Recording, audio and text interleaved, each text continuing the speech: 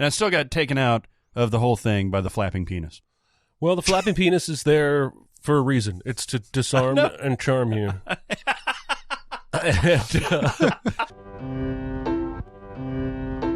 Welcome to SinCast, presented by Cinemasins.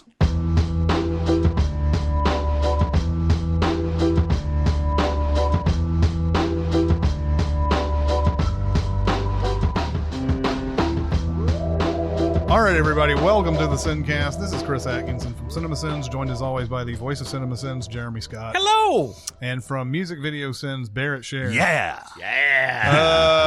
So we will be, at some point, doing a bracket for the best of the decade. This decade we call the tens? The tens. The not aughts. Right, the not aughts. But we'll be doing that at some point. But we figured we would name some of the movies that are up for consideration here in this bracket. And we also have a call to action for you guys out there as well. Yeah. If we happen to not mention something that you think should be on the list, let us know what that is on our various social media and everything that we talk about at the end of these episodes. And then, just give your opinions, and we'll try to come up with the perfect bracket. Yeah, so we're going to whittle this down to 68 movies. Do a similar thing to what we did with the best of the years that we've been alive, the Marvel versus DC stuff. And right now, I think we've got right around 100 contenders that we're looking at. Yikes. So, yeah, we've got to figure out how to get to 68 of the very, very best, which does not include Passengers, unfortunately. No Passengers, no. Yeah. Passengers, go away. Now, to do research for this episode, all of us have looked at multiple online articles from publications big and small listing their best movies of the decade. And a lot of these lists go 50, 100 deep. Yep. And Passengers shows up on a lot of them. And that is wrong. It's so And crazy. Why do you watch it so much I've seen Passengers more than anyone. I've seen it more than the director of that movie has seen it. And it does not belong on a best of the decade bracket list. No, there's promise there, but there's promise everywhere. I'm trying to figure out what they saw in that movie that was so outstanding that it deserved to be on a decade, long list. I don't know. There's something about that movie. I always watch it. If it's on, I will watch at least some of it. It looks awesome. It's insanely watchable, but what is it about it that elevates it above anything else? I don't know. Some people may think that the concept is interesting, but I think the concept is rapey. Yeah. Now, as we've discussed many times, it's creepy and it's rapey, and I think it's supposed to be, but then the fact that she forgives him later on and that he's redeemed in the movie, kills that fucking movie. The movie itself forgives it because he needs her to fix the ship. Yep. That was my ultimate problem when I first saw it on Christmas Day a couple of years ago. Was just the fact that the movie itself is like, see, if he didn't do that, then everybody would have died. And see, he should have done that. You're right. His actions are completely, justified now. Results-oriented thinking. He's a bad person. Bad. Despite all this, we are opening our best of the decade talking about Passengers. Only because we definitely wanted to take it off the list. We're going to go through a list here. We're not going to go too in depth because that's going to be for the brackets themselves, but we wanted to name some of the movies that are in contention here. And then, if you got some other suggestions out there that we might want to look into. Yeah, correct me if I'm wrong, you guys. The goal is not by the end of this podcast recording to have filled out the bracket.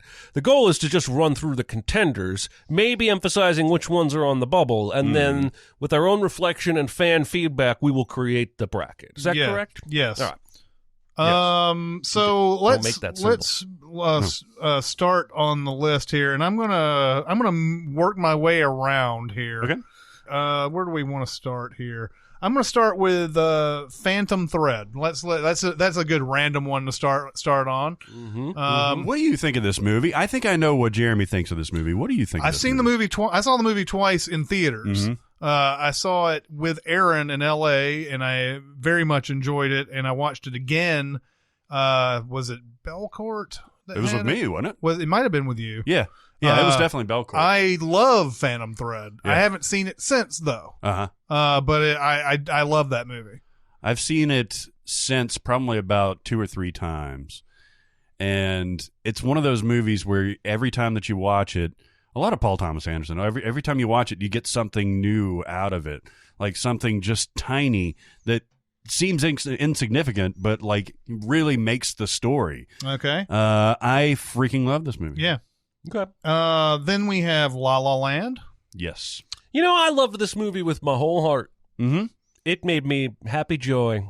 And it's still great, but it wanes the more I get away from it. See, I think I'm the exact opposite. Because, we had that time where we were really in-depth. We sent it, Yeah. and we saw it live and all that stuff. And now I kind of crave it. You have a roller coaster with this movie, don't you? I do. Yeah. Yeah. Because Me you were personally, high on it, then low on it, then Yes. high on it again. I think it was just a simple issue of me being burned out on it. Yeah, I haven't watched it nearly as much as you guys have. I very much loved it when I saw it in theaters, and I very much loved it when it was making the cable rounds. But I didn't watch it like all the time or anything. So The music is so perfect in this. The colors are so vibrant in this. Mm-hmm. I don't personally like Los Angeles all that much. I like to visit every once in a while, but I certainly could not live I there. fucking hate it. But it paints a very nice portrait. and then we have Spotlight. Yeah. Also, not also. Has nothing in common with the movie we just talked about. No, not at all. Spotlight's fantastic. It's weird that I didn't see Big Short until just recently, but I'd seen Spotlight like 7 times. I feel like this is a movie that's just kind of like came and went, though. I don't feel like people talk about this movie very often. Yeah. I think, and it's also not a fun subject, right? So it's not, hey, let's talk about that movie where they found out all those priests, abused those kids. Yeah. You could, I mean, I wonder how many people have done this where they're like, they have theme nights and they do like Spotlight and Sleepers and and Mystic River and all that.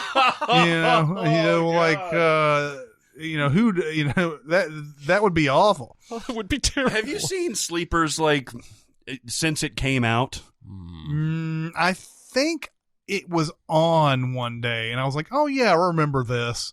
And I didn't know who did what in the movie and everything, so I just flipped over for a while. But that movie's super long. Yeah, it is. And it's super dour. Like with Spotlight, the performances are so kinetic and like, and you like the people, even though what they're doing is exposing awful shit.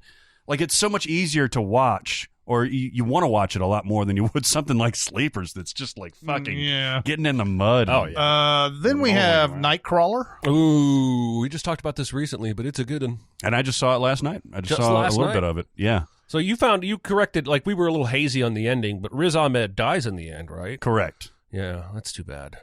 He was a hoe. Riz Ahmed? Yeah, I forgot that he was a prostitute. In the beginning. Yeah. But he's not in the middle, is he? No. I mean, No. he becomes his little bitch. I don't think I I didn't remember that he was a hoe. Yeah. Faux show. Use a hoe. Use a hoe. My favorite movie of 2016, and I think maybe possibly now if we did a retrospective 2016 would be Jeremy's Hell or High Water. Indeed, motherfuckers. Will be in contention for this one. Indeed. 2016 La La Land? Yeah. Yes. I believe so.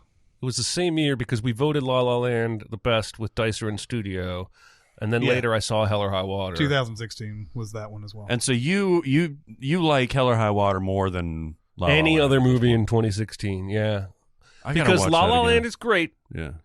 That has some good emotional beats, especially her last monologue song, whatever. Song-a-log.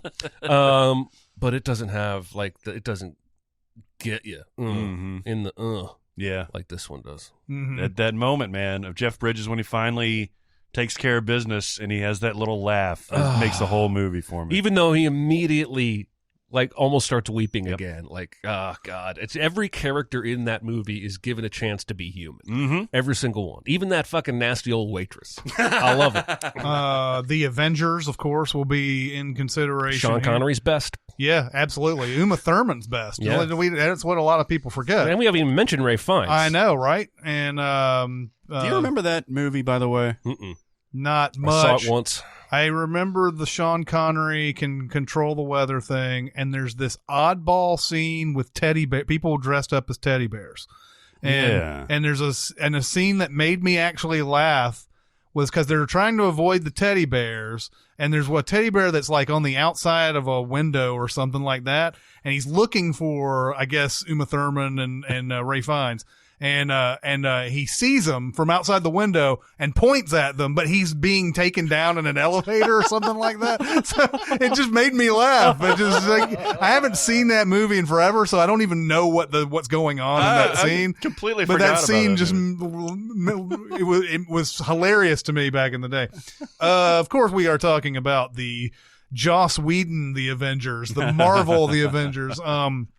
And that will be in contention, obviously, because movies that, yes, while some of the movies that make tons of money aren't exactly critical darlings, I think this has a little bit of both and everything. Yeah. Let me ask you a question, because this goes to weeding this down. I put the Avengers on here, but I did not put Infinity War. I did not put Endgame. Certainly didn't put Age of Ultron. If it comes down to if we were to include an Avengers movie, do you think this would go in over Infinity War? I think most people probably like this first one better. Yeah, I certainly do. I like Infinity War better, but Yeah. I think most people like the first one better. Yeah, good. Okay. All right. Deal. Then we have Black Swan.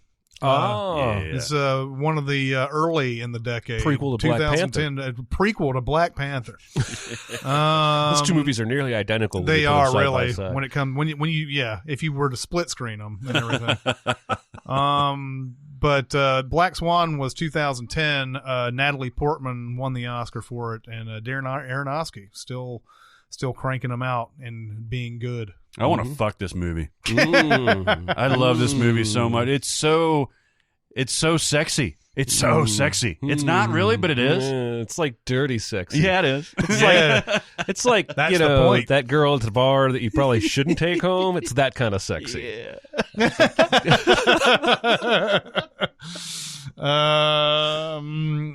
Zero Dark 30. Yeah. Ooh, yeah, motherfuckers. 2012, I believe. This is I'm trying to think if this was Jessica Chastain's like biggest coming out movie, because she had been in a few things before this, like The Help, I believe, had come out before this. But Zero Dark 30 is definitely one of my favorite movies of the decade. Mm-hmm. We're talking about good movies today, man. It like fills my heart with joy to talk about all this stuff. Yeah. Like I want to watch all these movies that we've already. And in the coming weeks, we're gonna just tear them all apart. Too. It's gonna be awesome. Yeah.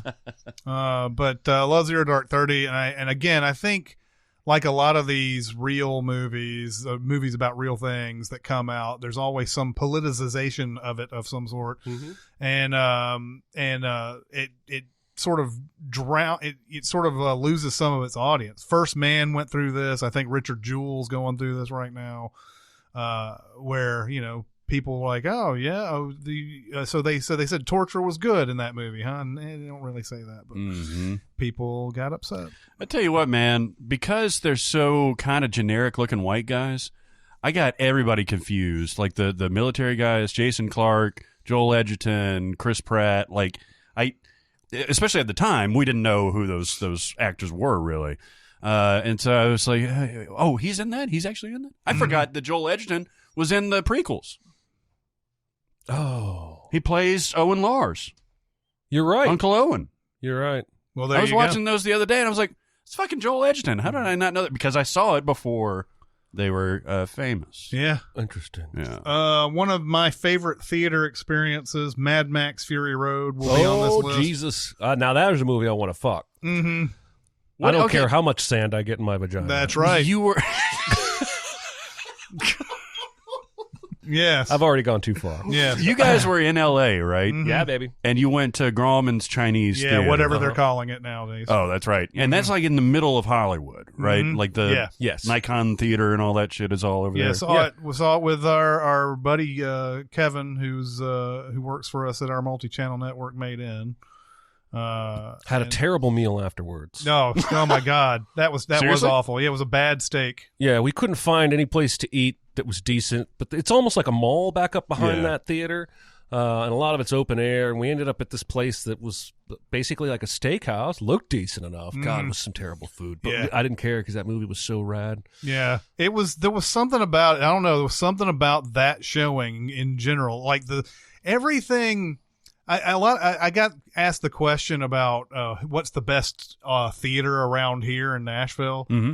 Belcourt always is my go-to because most chain theaters are awful. Mm-hmm. I was going back and forth with a guy who loves that Bellevue theater that you frequent, and I frequent because it's so many different times I've been out there. But I don't really have a good chain theater experience out here in Nashville. Like most theaters have something.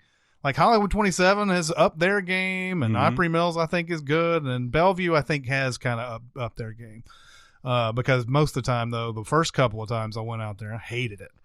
Yeah, I did too. And I mean, for me, the experience that you guys had out there probably had a lot to do with the environment itself. But yeah, what I was going to get to is that this theater had everything rocking. The sound was right. The image on the screen was right. The seats were perfect. Then the movie itself was an experience. Yeah, I love those. When we went to see John Wick 3, the three of us with our friend Patrick, that was one of my favorite theater experiences. Not because the theater itself was really all that great. It was just fun as hell to like see everybody laughing and enjoying a movie at the same time. I'm telling you. And plus, that was the perfect movie to see with the four of us. One of the year's best comedies. Yeah, and I'm not joking. Yeah. We'll be seeing this guy appear on the list a bunch. Alfonso Cuarón's Gravity is on here. Also inspired an excellent John Mayer song. Yes, it did. Gravity. What are you talking about? You don't know that John Mayer song, Gravity? He was just singing it perfect. Oh, that's right. I was thinking about your song. Oh, no, my knockoff Gravity song. Gravity. George Clooney dies. That is a fucking earworm, by the way. I'll tell you what. I wish I did more of that shit. I was doing that for like an hour one night.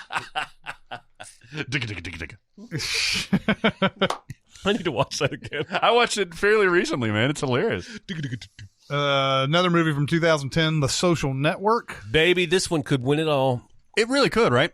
I mean, it's up there, baby. Fincher, Sorkin, Eisenberg.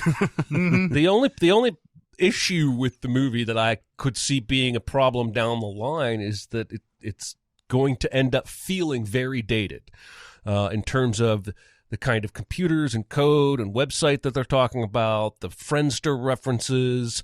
It already is. It already is. Yeah. Very, and then that's why I think Sorkin has even talked half jokingly about making a sequel. There's been so much shit that's come out about Zuckerberg and Facebook since then.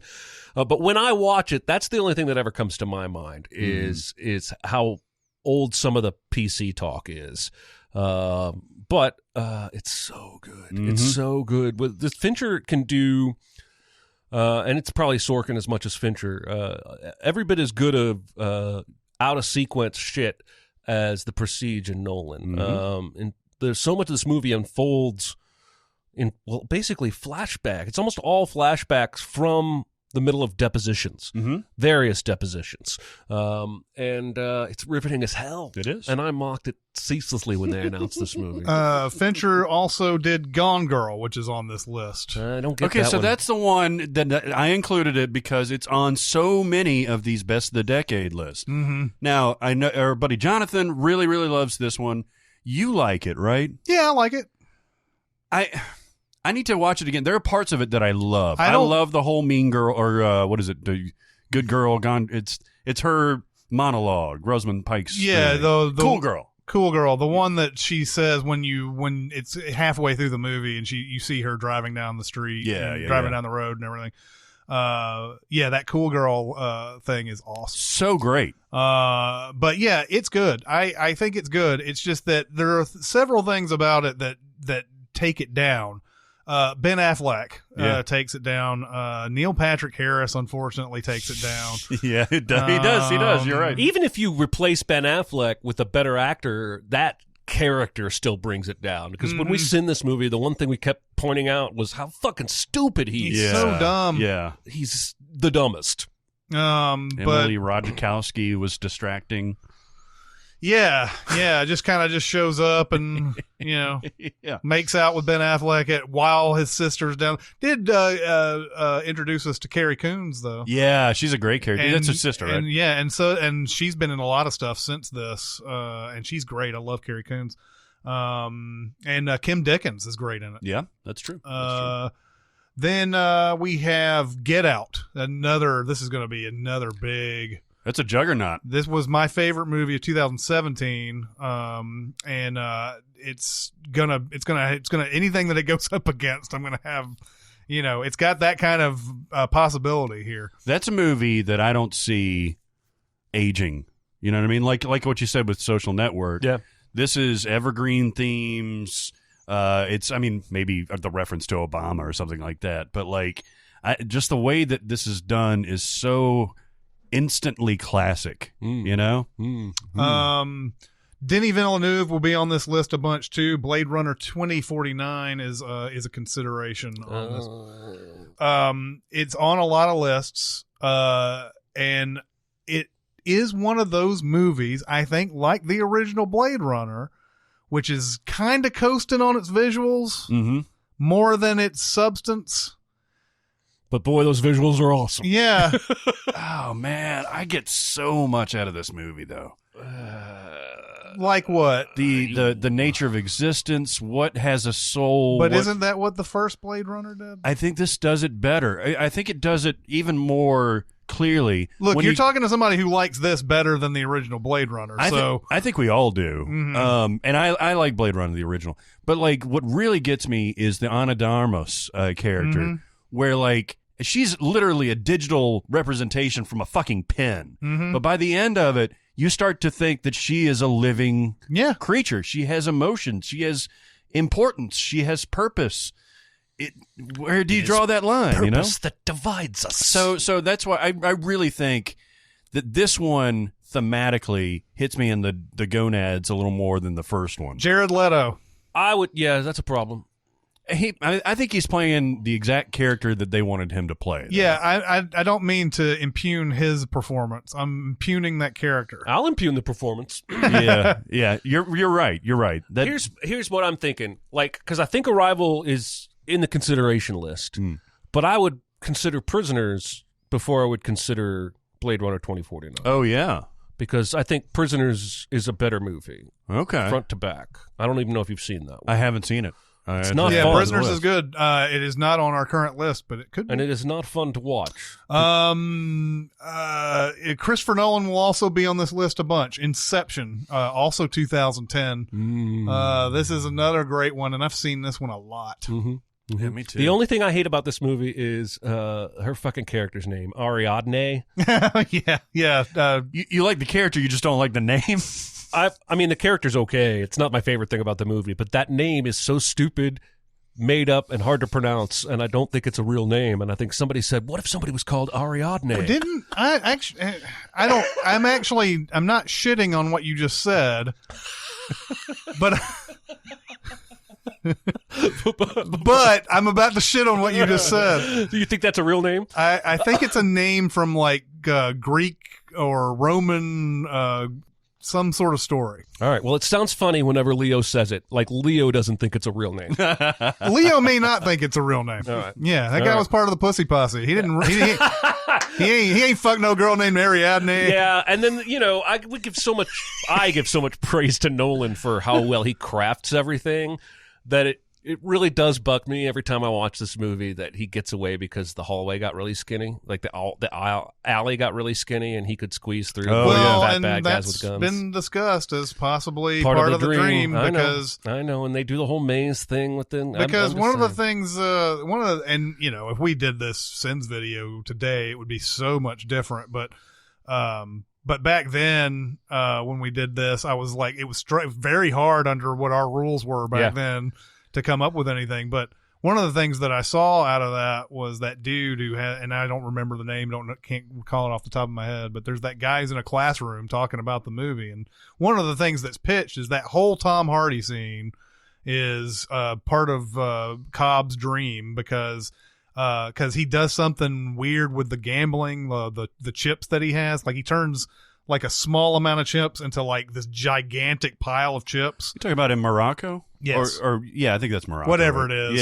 Yeah. But right after that, that's where he's getting chased and he has to go down that long alleyway that suddenly he has to squeeze through that thing. It's one of the many things that people point to that says Cobb has also been a part of this whole. They've been trying to get him back to reality this whole time. Interesting. And that's one of the scenes they point to because Tom Hardy's character, like I said, he's got a small amount of chips and then basically doing nothing has a giant amount of chips. Oh, wow. And when he's going to cash out. Well, and right after he goes through the skinny alleyway is when Watanabe shows up and picks him up in a car, right? Yeah. That's pretty fucking convenient, too. Yeah, it is. And I'm pretty sure we pointed that out. But like if you're going by, you know, it's hard to talk about a Sins video from 2013 because we had so many different rules and criteria and everything. It was so hard to actually come up with things. It's like I said, if we did it today, it would be completely different. But what were some of the rules and criteria that that movie in particular, because there's so many ways to interpret it, we both twisted ourselves into pretzels, making sure there wasn't a rebuttal for what we would say. But unfortunately, didn't matter. There are tons of rebuttals for what we said. Like even the scene that I loved pointing out was where he's talking about Mal and how Mal throws herself out of the window and everything. And I was like, he's over on. Why is he on the other side of the other building, pleading with her not to jump out? Why is he in a completely different hotel room? Well, it could be because first off, he's an unreliable narrator, which is a really hard thing to send because then everything that they say that's contradictory, you can just point to that. Mm-hmm. And then they're also in the dream world, which means he could be remembering a dream. Yeah. And all that type of stuff. But Inception, right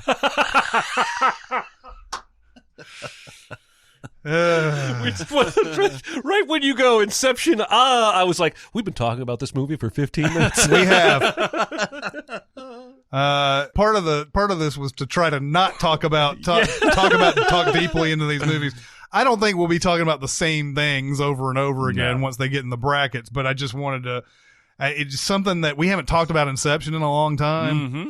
So I wanted to bring that up. Then we have The Revenant, Alejandro Gonzalez Inarritu's The Revenant.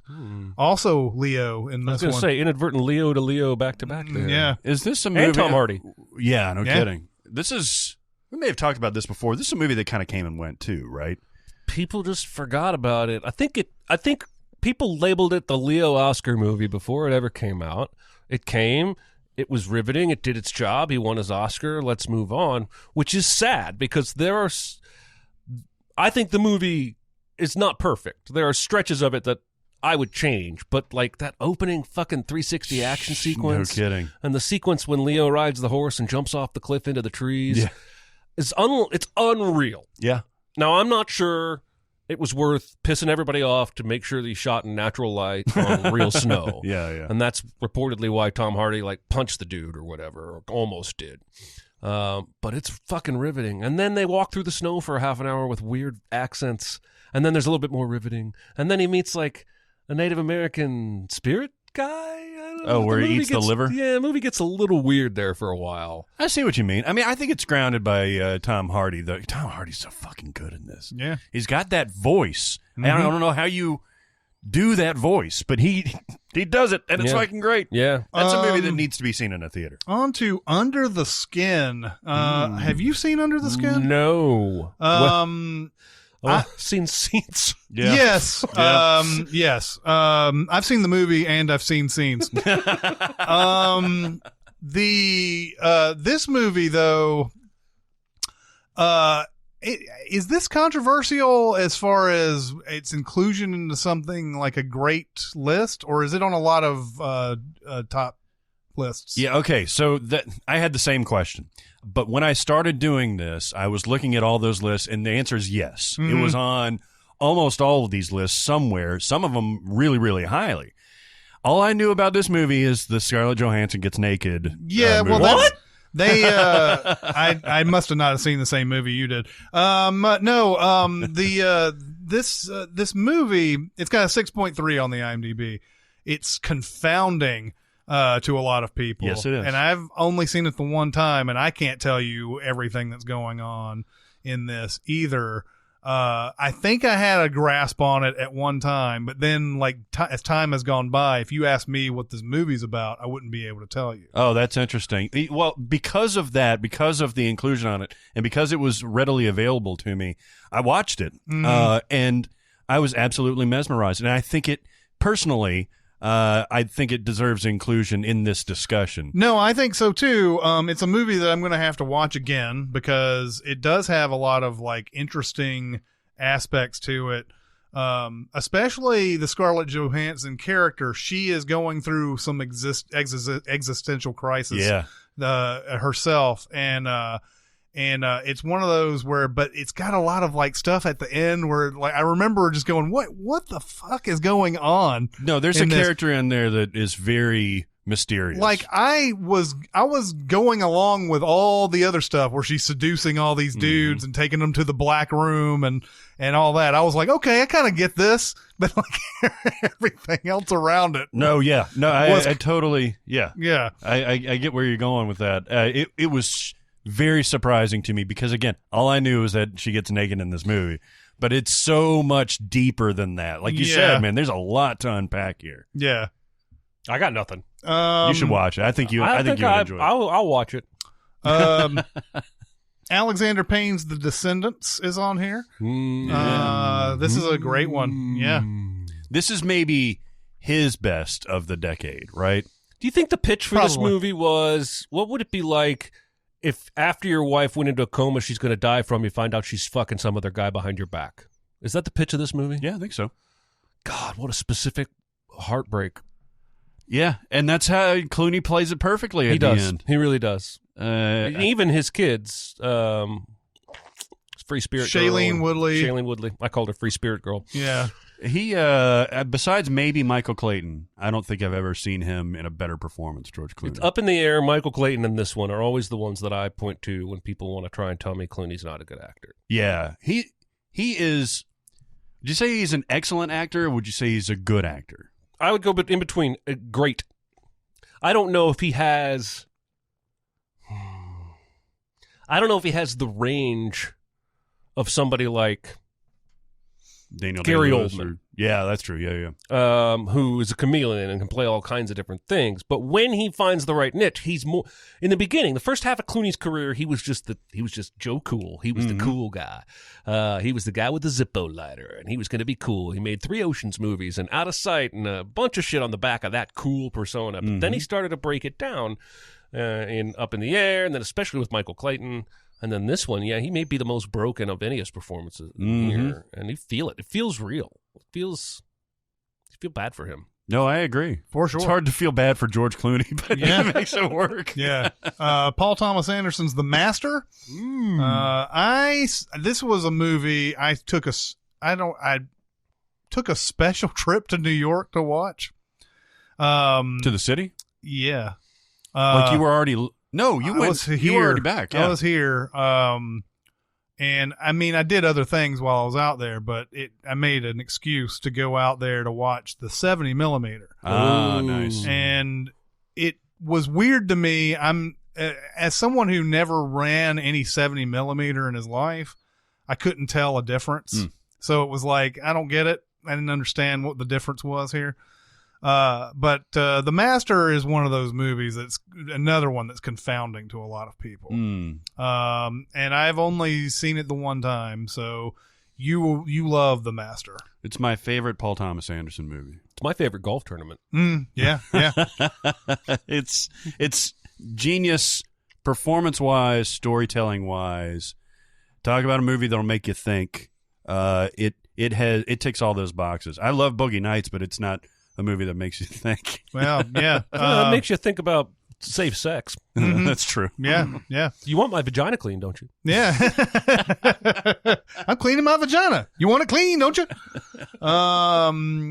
But yeah, I need to watch this again. All the main performers in it are amazing in it. Philip Seymour Hoffman, of course. Joaquin Phoenix, of course. Amy Adams, of course. Amy Adams is sneaky brilliant in this movie, as is Laura Dern. Laura Dern. Laura Dern is the skeptic. Yeah. No. She's the enabler. She turns skeptical at the very, very end, but she's the big supporter. But she's the one that brings up the fact that his stuff doesn't make sense, right? Yeah, right at the towards the very end. Okay. Yes, yeah. I was surprised to see the Florida Project in this list. Not because it's not good, because I love the Florida Project. But I was surprised to see that it had hit so many people to the point that it got on a lot of lists. It did, and I full disclosure, I have not seen it, but because of your love and effusive praise of it and other people's, and then seeing it on all those lists, I figured it's probably worthy of inclusion. Yeah, I haven't seen it yet either, but I tweeted out last night, advance of this recording, what movies do you think we'll forget or overlook for our best of the decade? And I got a few say the Florida Project. So I haven't seen this Bria Venite or whatever who plays Brooklyn Prince's mom in this since this movie, but she had gotten a lot of attention because she was an Instagram person of some sort. And she got hired based on that, and she's very real in this, just a completely real actor in this. And of course, Willem Dafoe is great in this movie.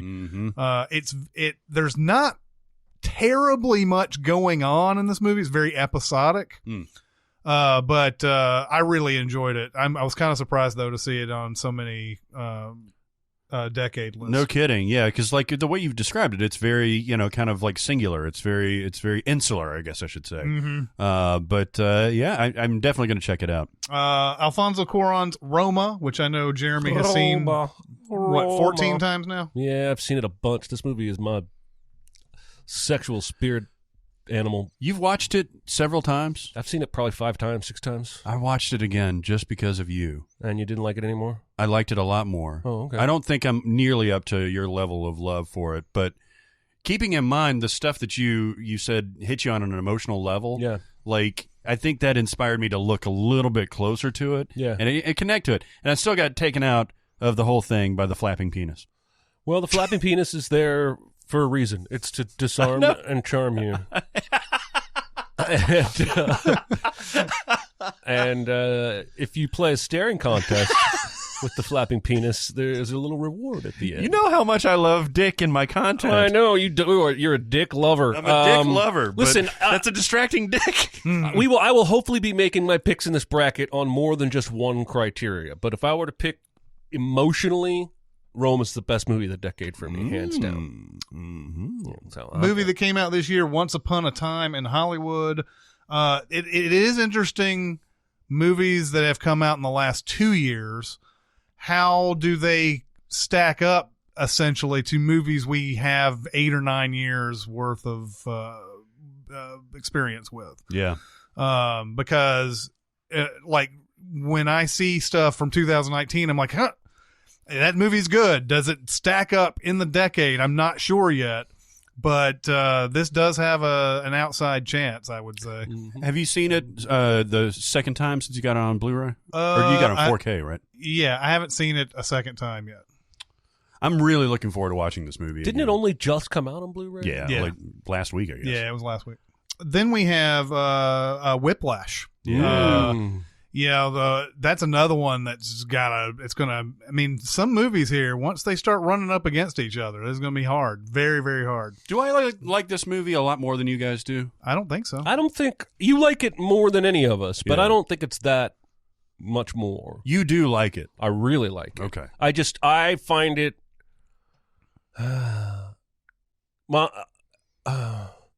I find it more difficult to rewatch because it makes me anxious. I understand, and I think Jonathan has said the exact same thing. Yeah.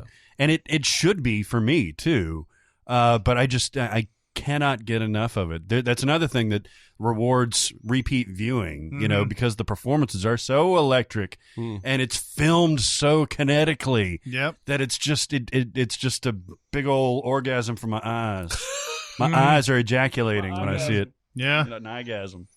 But yeah, I've seen it twice, I think.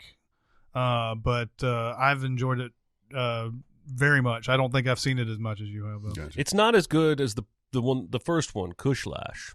Oh yeah, that's Remember true. Jerry Maguire when he goes to visit Jerry O'Connell, and his little brother, his player's name is Kush, Cushman or whatever. And it's like, hey, it's Kush on the big TV in Times Square again, and he goes, oh, I'm sick of me. I got Kushlash. And he plays on his guitar, Kushlash, Kushlash, Kushlash, Kushlash, Kushlash.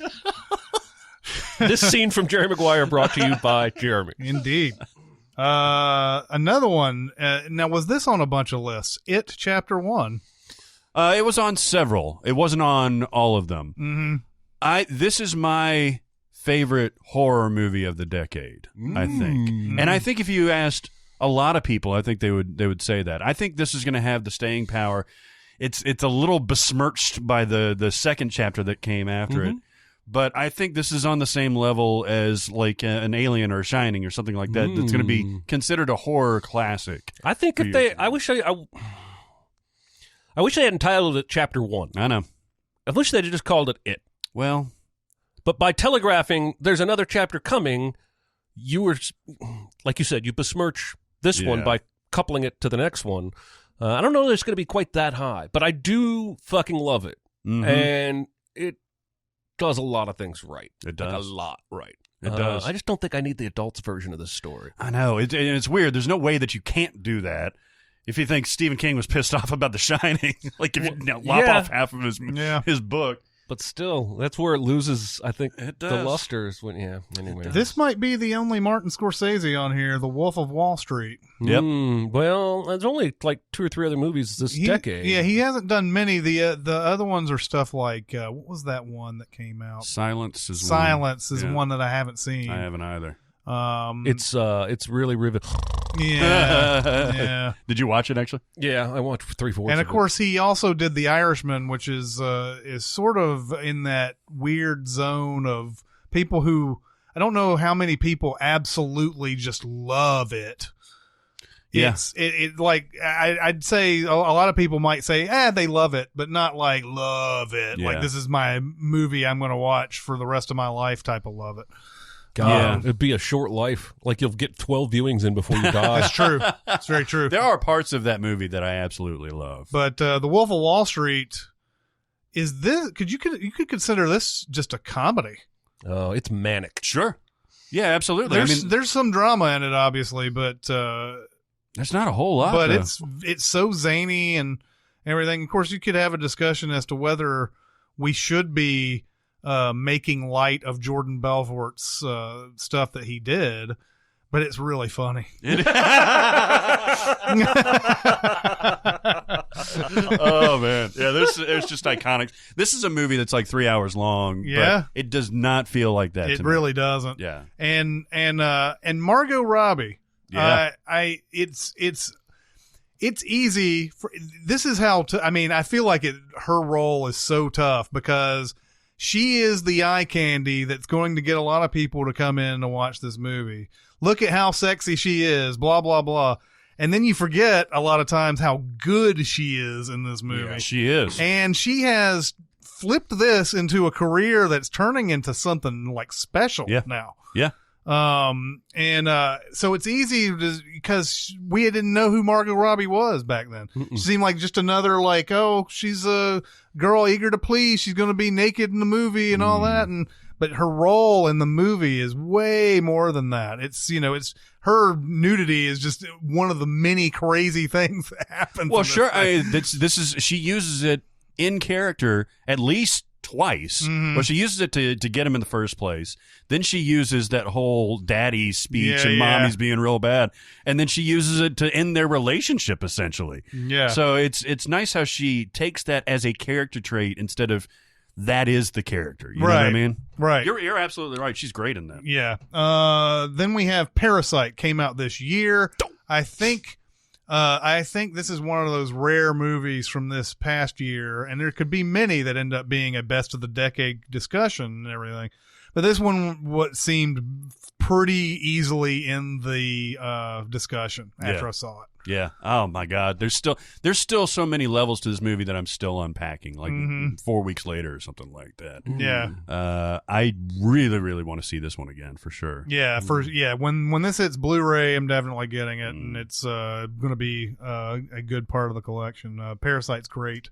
Definitely, you need to go see it. Yes, I want to see it very badly. Spider-Man Into the Spider-Verse. I'm going to have a Beatles opinion about this movie. This movie is an A+. Yeah. It's great. We're still giving it too much praise. I agree. Within 3 months, people were calling it the best superhero movie ever made. It gets pretty goofy for about 15 minutes towards the end. It's just, it's great. It's awesome. I am not saying anything bad about it, but it is not Jesus Spooge. It is not... Man, I think this episode is filled with nudity and spooge and vaginas. I may or may not have wrote a joke recently about... Did it get cut? About the... to use they rhyme Scrooge. Yeah, it's with in something. there. It's in there because it's hard to rhyme with Scrooge, and this is for kids, so you can't say Spooge. Definitely in there. Yeah, but I still think we're praising it a little too much. I still think it's the bee's knees because there hasn't been anything to come along to be the bee's knees since. But the same way, very similar to The Dark Knight. The Dark Knight came out, and for a solid year, 2 years, everybody was like, best comic book movie ever, hands down. And then it kind of got trendy to go, oh, there's some iffy spots with the action, and Dark Knight isn't exactly perfect, and here's some cracks showing, but it's still great. Still in the conversation. That's all I'm saying. That's all I'm saying. That's my Beatles opinion about Into the Spider-Verse. It's awesome. Richard Linklater's Boyhood is on this as well. I feel like this is a little divisive, too. Even though I think most people love it, a lot of people, I guess, sort of point out that it's, there's not much going on here or whatever, or something. They don't like it as much as it's 3 hours long. Yeah. But I think I love this movie, and I love the whole story behind making this movie too.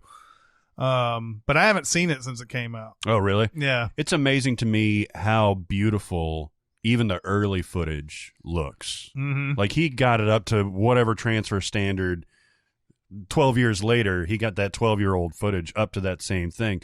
The slow pan from the kid's skin, which is perfect. It's perfect skin. It's like baby skin, right?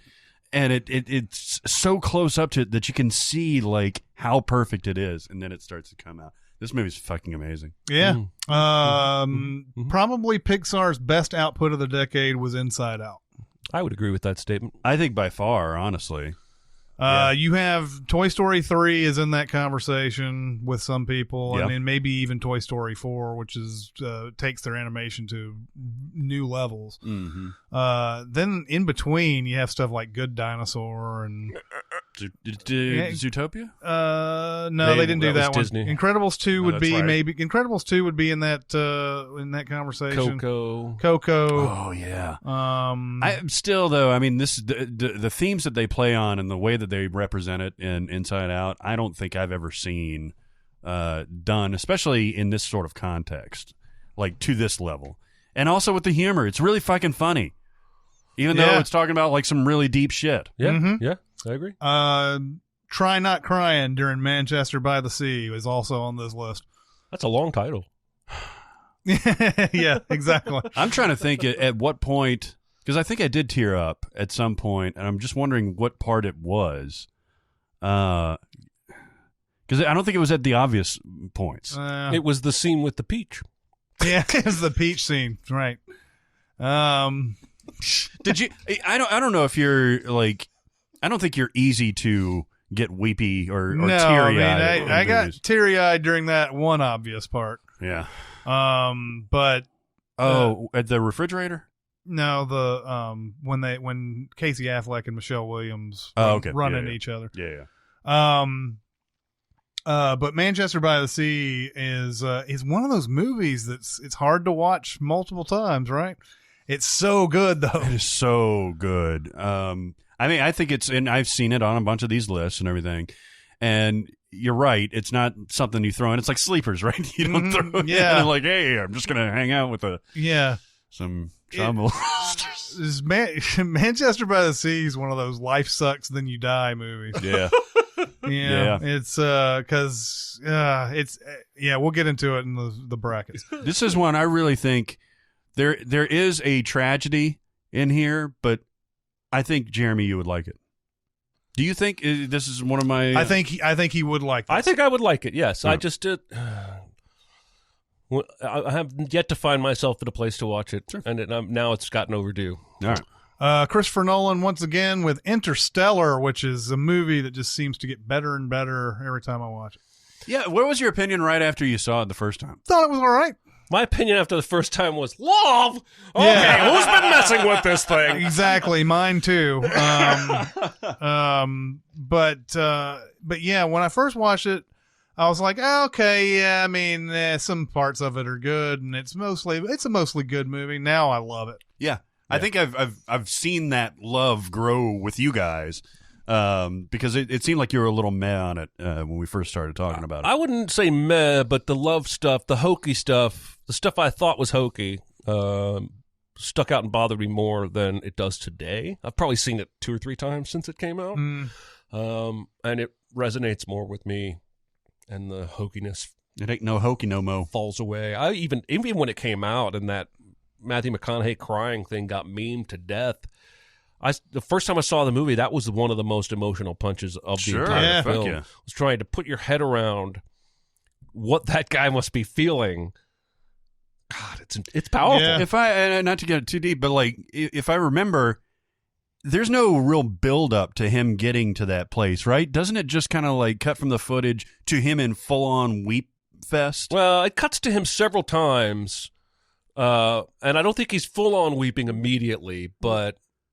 Oh, sorry. No, go ahead. I didn't mean to interrupt. I felt like I was interrupting there, but it was all the Casey Affleck character all the way through. Never once did he see his daughter, and then finally, when he does see his daughter, she's completely grown up. Yeah. And once and she's not only grown up but mad at him. Right.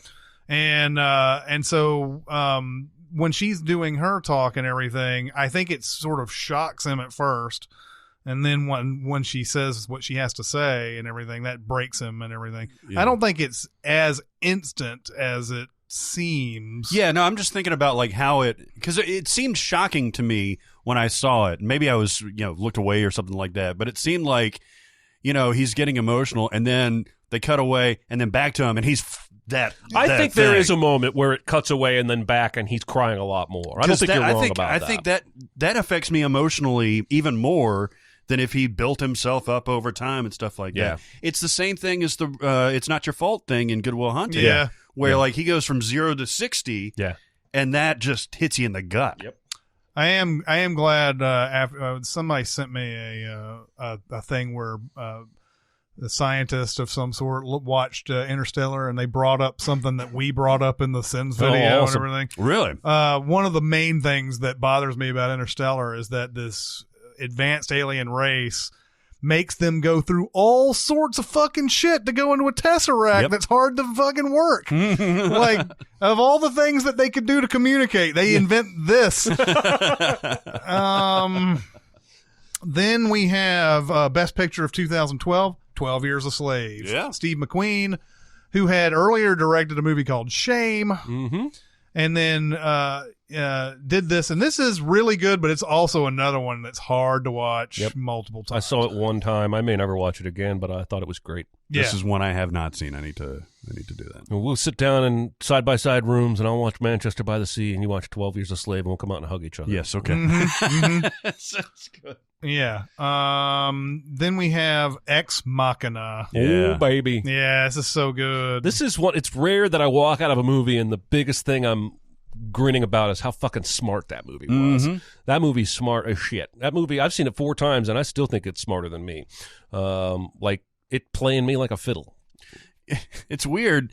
I typically forget that the twist is coming at the end. Yeah. Like, I've just seen it at intervals to where, like, I forgot how it gets resolved at the end. And I'm like, oh, he's got him. He's got him. There's no way out here. And I was like, oh, that's right. Yeah. And I think it's because it's so smart. It's definitely smarter than me. Yeah, that's a smart-ass movie, man. Nolan again, Dunkirk. Yeah. What do you guys think? Do you think this deserves to be in the discussion? Yes. Yes, but it would be under the other 2 Nolan films for me. It would be under Interstellar and Inception for me. Like, but I think it deserves to be considered. It is great. It's objectively great, right? I think so, yeah. I don't think it's stuck with me nearly as much as, like you said, Inception or Interstellar. No, I think what I think a lot of people were turned off by the time structure, in that what we're seeing as cutaways the whole movie is not all lasting the same amount of time. I think some people were thrown off by that. I was more intrigued and semi-riveted by it. Oh, totally. Me too. But I did read some disappointment with that. Like, why did he have to do all that? Well, that was unnecessary. Just tell the story. But I don't know. We'll see. I watched it twice. I kind of liked that new structure because it's good to do little different things with your movies, especially war movies where we've seen that same kind of like thing over and over and over again. It's good to do something kind of different with it and everything. I just wish I knew what a mole was when I watched the movie. All right, everybody, it's time to talk about Mubi. Woohoo! Movie. Yeah, baby. What have you seen lately? You know what I saw? I watched this movie a long time ago and I loved it. But it's a movie that people don't talk about a whole lot these days. From Francis Ford Coppola, The Cotton Club. Okay. And this version is The Cotton Club Encore, which I guess is a special edition or new edition that they released. And so I watched it again on Mubi. First of all, whatever they did to it, it looks beautiful. This is about like the golden age of jazz in Harlem at this place called The Cotton Club. And it's got Richard Gere in it. It's got Gregory Hines. You remember that guy, Gregory Hines? I do remember Gregory Hines. It's got Diane Lane in it. Like, it's got just a terrific cast, and it looks beautiful. And yeah, even when people talk about Coppola stuff, they don't talk about the Cotton Club. And so I went back and revisited it. It is absolutely glorious. It is too much fun. It's about, the ins and outs of this club. The performers are almost all African American except for Richard Gere, who's a trumpeter, and he's fantastic in this. He falls in love with the girlfriend of a mob boss, plays by James Remar, who is menacing as fuck in this movie. He always has been. He always has been. He's not really like straight off of the Warriors here, but right, but he's had a good career even up until this point. Yeah, man, this has got. I'm gonna do a Stefan thing, but this does have everybody. It's got Lawrence Fishburne playing Bumpy Rhodes. It's got Jennifer Grey as one of the girlfriends. It's got Fred Gwynn. Love Fred Gwynn. Bob Hoskins playing a great character. And then sudden Nicolas Cage is playing Richard Gere's brother, who rises up into the ranks of the mob. He's a nephew or cousin of Francis Ford Coppola? Something like that. I can't remember what it was. Well, yeah, his actual name is Nicholas Coppola, I think. The only time he was ever credited that way is in Fast Times at Ridgemont High. Oh, that's right. And then he became Nicolas Cage. Well, this is a movie. This is a high recommend. And again, something that, people don't really focus on even when they're talking about classic movies. It's available on Mubi, and you can see it in all of its splendiferous glory. It looks so freaking awesome. What can you tell us about this movie?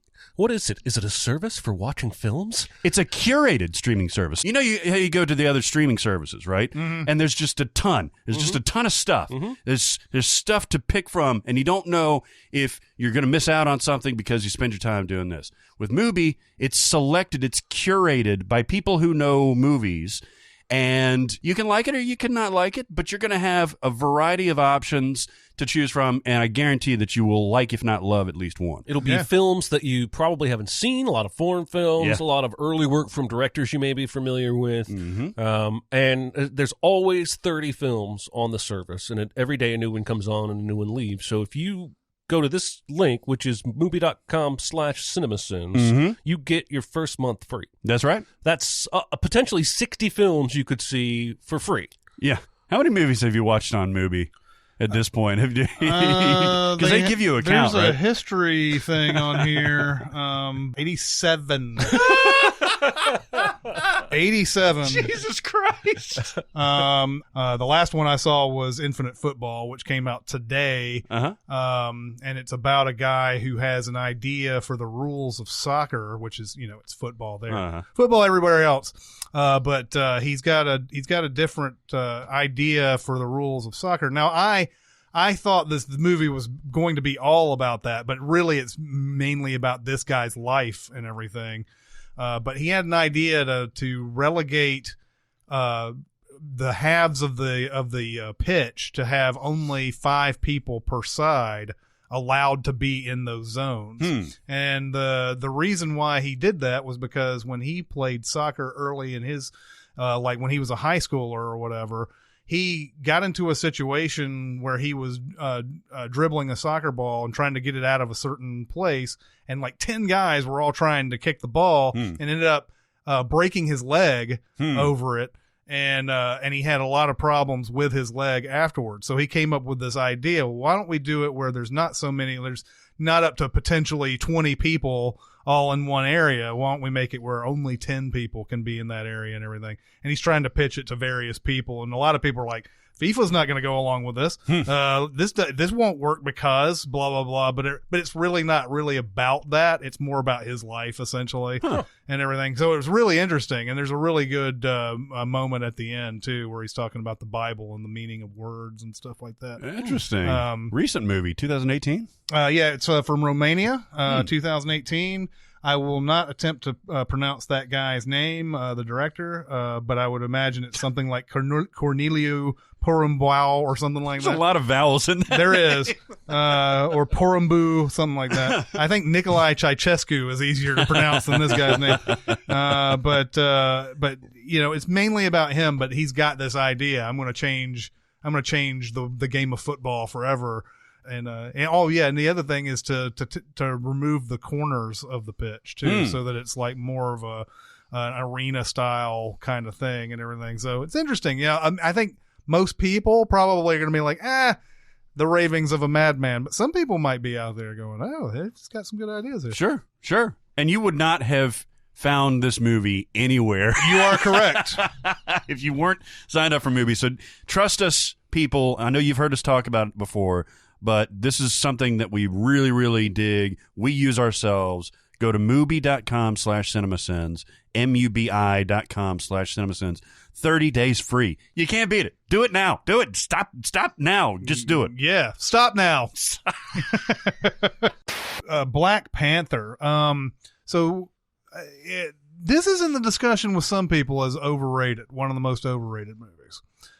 Not for me, but it does seem to get that kind of thing where I think some people think that just because it has a big black cast in it, that people are giving it more praise than it should deserve and everything. And I think because of that, it should be getting a lot of praise. And that's not coming from this like super liberal place or anything. I think like it's something where that's overlooked as something that should be praised and everything. That movie wise, yes, there are some things about Black Panther that are not very good here and there. But for the most part, this is enjoyable and great. I mean, to sum up exactly what you were saying, in the performance itself, you have the end of the movie, same on same. It's Killmonger and Black Panther.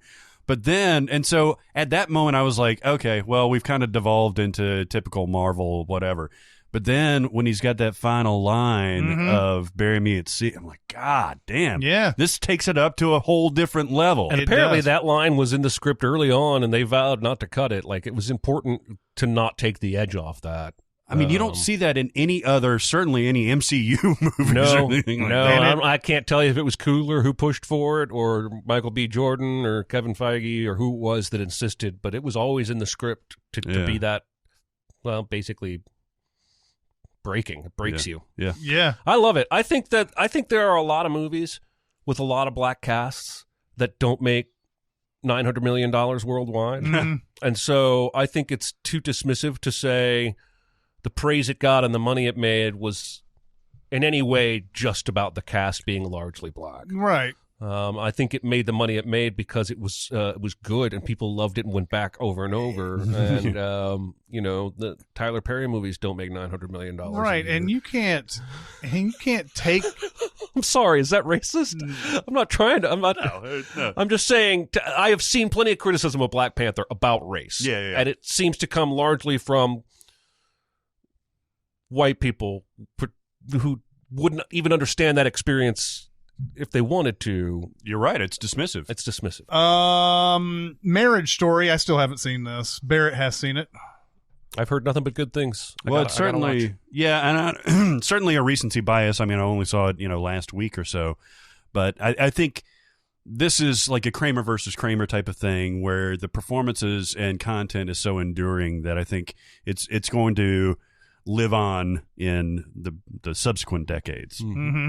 Alejandro Gonzalez Inarritu shows up again with Birdman.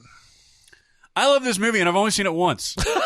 I want to see it again, but for whatever reason, I just haven't found a chance or whatever. I love this movie, and I've never even seen it. I instantly, absolutely adored this movie. The score, the one-shot premise, the performances, the Emma Stones, the Edward Norton and his cock. Yeah. I would probably rather watch. I like Birdman a lot, but I think I like Revenant a lot more. Really? Yeah, I think I do. Wow. Now, see, this scratches all of my itches, though. Like all, theater stuff and the jazz score and touching on, like, Superman themes or, like, superhero stuff. Yeah. It's just, it's good. It's good. Yeah. Yeah. I love Birdman. This is a movie that may not, for a lot of people, be something that if you ran it up against a lot of these movies on here, that it would have much of a chance. It's going to have a chance with me. It's one of these type of movies for me. I can't claim to understand, know what everything that's going on in this movie is, but I have my own interpretation and I love it. I want to hear your interpretation when we talk about it. Okay, yeah. Greta Gerwig's Lady Bird on this list. Boy, that shit was all over all these lists. Yeah. Like Lady Bird, I don't think I read a list without Lady Bird on it. I love this movie. I don't think on my own I would have thought of it as a best of the decade, though. Yeah, I don't. Yeah, and it's another one of those movies that's come out in the past 2 years, and it's hard to assess where it ranks in the decade, kind of right now. But man, that girl has been killing it her entire career. Saoirse Ronan. Yeah. Mm-hmm. I was watching Hannah the other day. You ever seen? Oh, Hannah? that's her, right? That's her, like a 11-year-old ass-kicking assassin girl. Eric Bana. Yeah, Eric Bana's her Hannah's dad. great. I love Hannah. But she's awesome in that, and she's been awesome in everything. Yeah. Atonement, Brooklyn, all the way through. She's just been great. Grand Budapest Hotel. She's great in everything. Yeah, it's either Saoirse or Saoirse. Saoirse. Yeah. Saoirse. I think I heard backwards of the vowels there. Saoirse.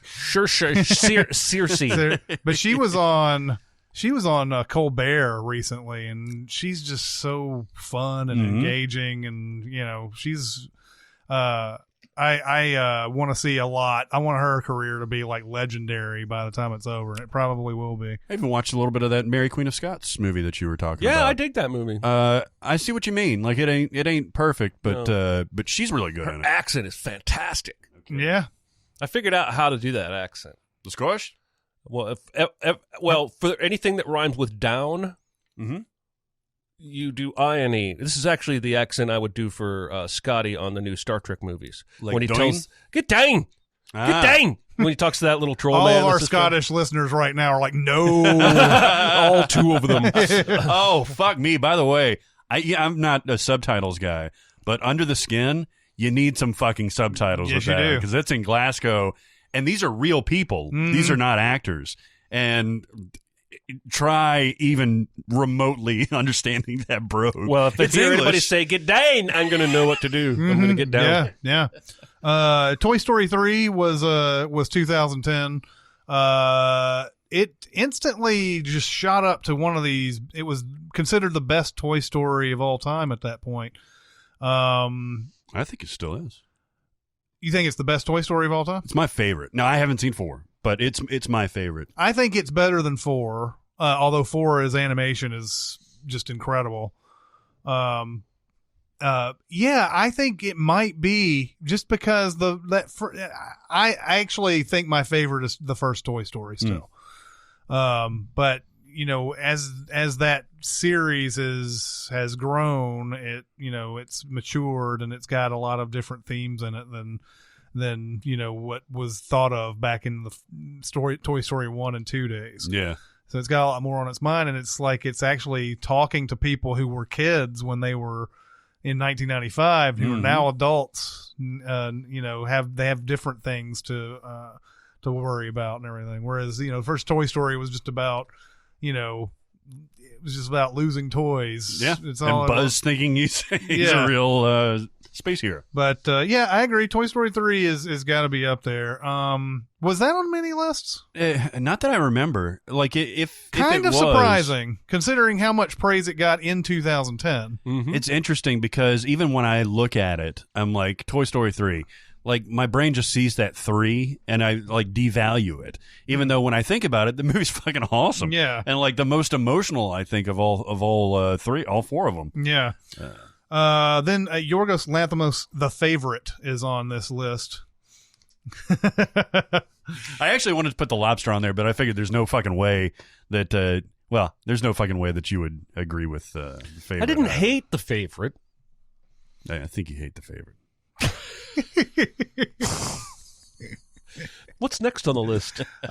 Train to Busan. Yes. I need to watch that, I guess. You've often called this a Jerry movie, so I need to watch This it. is so Jeremy. It's like practically It's practically doing Sins videos. All right. That's how Jeremy this movie is. Oh man, there's Korean cinema, just like Korean pop, really has really taken a foothold in American cinema this decade, and I'm glad. Like Bong Joon-ho can do whatever the fuck he wants, so I'm going to watch it. Even though, ironically, I haven't watched Okja. Yeah, Have you seen that? I haven't seen it. Oh, you bastard! I know. It's fucking weird. Do you know who did Train to Busan? I do not. Boy, that's a gem that was recommended to us, I think, by the Modern Horrors guys. Yeah, Sang Ho Yeon. Ah, that's right. Then we have Blind Spotting. Ooh, you just saw this. This movie, even with all that hype that you told me about and that Chris agreed with, I still was not expecting how good this movie was. Yeah? Did you dig it? It blew my mind. Yeah, it's got layers, man. When you watch it, I've seen it like 5-6 times now, and every time I see something I didn't see before, whether it's speaking to the gentrification of Oakland, but yeah, everything the movie has to say just blows my mind. And that last scene gets me. Last scene is absolutely amazing. Who did he play in Hamilton? David Diggs. Jefferson. He played Jefferson. He played Jefferson Lafayette. There's I bet he's amazing. You can actually look up them doing Hamilton for Obama. Oh yeah, I remember that. Yeah, and he's in that. He's also in the new show Freestyle Love Supreme that he and Lin-Manuel and a handful of others are doing on Broadway, but it's a different cast every night. Some nights Lin-Manuel will pop in, some nights he won't. The whole show is improv, and it's all hip-hop with cues from the audience. Really? He does that show. He's also playing Sebastian in the live-action Little Mermaid. Okay. But I love him. After Blind Spotting, I want to see whatever he does next. And the poor kid that plays his best friend doesn't get any of the love, even though he wrote the script, and he's fucking awesome in this movie. Yeah, he is. Yeah, I love it. Little bits of humor here and there. With the baby T-shirt, and you're laughing, and he comes out, and the kid's holding a fucking gun, and you're like, oh, fuck, I know, oh, my man. God, and it just gets real really quick. God, I love it. I'm so glad you saw it. Yeah, me too. Shot in the Dark, Edge of 17. Ooh. That's a great movie. That's Yeah. a new teenage classic, probably. It's a right? Pretty in Pink for the 10s. I loved it. I thought it was fantastic. Yeah, absolutely. She's super good. I guess she's been great. And Pitch Perfect is not really a movie series, but she's been great as an actress in everything that I've seen her in. So she's another one I think has a really promising career. Of course, if Edge of 17 has a chance, does Easy A have a chance? Is Easy A in this decade? Yes, 2010. Easy A would beat Edge of 17 easy for me. When was it? 2010. Oh, wow. I missed that somehow. Well, look, this is the thing. This is the reason why we're doing it this way. We're going to miss some here and there occasionally, just the way it is. All those lists, all those things we know already, we put that into a big blender, and that's what we have. But there might be some that just slip through the cracks like that. Well, this is one of my favorite movies of the decade, hands down. Yeah. I think I thought it was a 2009 movie. Yeah. I've watched this movie, I can't tell you how many times, and every time it makes me cry laugh at times. Especially that fucking greeting card where she goes in the span of a weekend from hating that song, that Pocket Full of Sunshine, to by the end she's fucking jamming out. I gotta, and then it cuts to "Take Me Away." And she's like really into it. God, this was her coming out party, I think. It was, and then Yeah. you got Stanley Tucci, and who plays the mom again? Oh, it's the woman from Sharp Objects. Yeah. Patricia Clarkson? Patricia Clarkson. I mean, that whole dynamic I've never seen before or since. As far as like the way that they talk to, no judgment. They don't want her to say the bad word because her brother's there, but maybe you could spell it out with your P's. And they're upside down trying to spell out what the word is. He's like, everything's fine. If he's gay, it's great. I was gay for a while.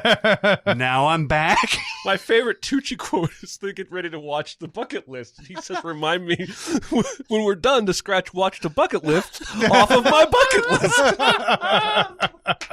Oh, I love this movie. Yeah, I'm me glad. too. I'm glad you mentioned that. I am too. Terrence Malick's The Tree of Life is on this This list. is the one where Brad Pitt's an asshole dad. Yes. Yeah, I didn't like this movie very much. Actually, I thought the movie was good. I didn't like any of the characters. Well, and then there's a point where the movie stops completely to go all the way back to prehistoric times. Yes. And tells you that the dinosaurs existed and everything. I never saw this movie. Is there like a concise way to say what it's about? It's about Brad Pitt's son realizing his dad is an asshole. I don't know. That the whole movie was just Sound very good. Brad Yeah. Pitt being an asshole in very small ways, like slapping his kid on the head instead of like putting his hand on his shoulder and like being way too hard on the rules. And it just seemed like maybe somebody grew up in a super strict household, and this was one of the ways they exorcised those demons, was writing this script or something. I don't know. Yeah, I don't remember everything about it. I just remember going, "Oh, that's beautiful," and there's some good things in it, and now I don't remember much about I'll it. tell you what, it's on all those lists though. Mm-hmm. Yeah, I would expect any big name director to have some, like one movie that he's done to be on one of these lists and everything. Last year, my favorite movie was If Beale Street Could Talk. I don't know how much other people love it. It's like 7.2 on the IMDb, but I don't think it got very much Oscar consideration. But I really loved that movie. Now, I haven't seen it since, even though I called it my favorite movie last year and everything. But I really, really like this, and I love the music in it, and I love the story. Yeah, I got to watch this one. Yeah. I still can't get over the fact that New Orleans and Memphis both have a Beale Street. This is set in New Orleans, right? Yeah. Yeah, it's weird to me. It is weird. Best Picture of 2016 was Moonlight. This movie, I agreed with the accolades it was getting. Didn't like it as Best Picture. I liked La La Land better than this, even though Moonlight's a more serious and has more more issues to it and everything. But I like La La Land better than this movie. Got amazing performances in this thing. And I feel like this is another one that people don't really talk much about anymore. Probably not. Mahershala Ali won the Oscar. He right? won, yes. And then Janelle Monáe wasn't nominated, I right? don't think so. But she's spectacular. Yeah, she had a good year. She was this and Hidden Figures. She was in. Well, and Mahershala won back-to-back, didn't he? He won for this, but then are you talking about like year over year or? Well, didn't he get nominated? He won for Green Book, but I think this came out. Oh, there just was a few year in years. between. This came out in 2016, and that came out in 2018. So there was a year in between. Yeah, but he did. I mean, I think between nominations, yes, he's won back to back. If that's what it's not like Tom Hanks with Philadelphia. And No, you're right. I thought they were back. He's amazing. I really liked him in House of Cards, but like he's playing just kind of like a pretty straightforward character there. I did not realize that he had the range that he showed on Moonlight. Yeah. Blade. He's going to be your next Blade. Oh, by the way, as a sidebar, that What We Do in the Shadows celebrity vampire thing that I was talking about, it does feature a cameo from Wesley Snipes dressed as Blade. That's awesome. But via a shitty Skype connection. Oh, yeah, it's funny. Let's just go with Her. Ooh, one of my favies. Yeah, Spike Jonze. This is such a good movie. Another Scarlett Johansson. Yeah. Not citing. Yeah, she's the voice of the Siri-like thing that's in this, and Joaquin Phoenix in a really like touching, not very intense role for him. Amy Adams again. Amy Adams, Chris Pratt again. Yeah. One of the best. How do I put this? It feels like a very real possible future. Sure. When I watch something like Blade Runner or Blade Runner 2049, it feels like a very cool possible future, a very tech-heavy possible future. But this one, you can see some stuff floating in the sky and bigger buildings, and it's L.A., but it's not L.A.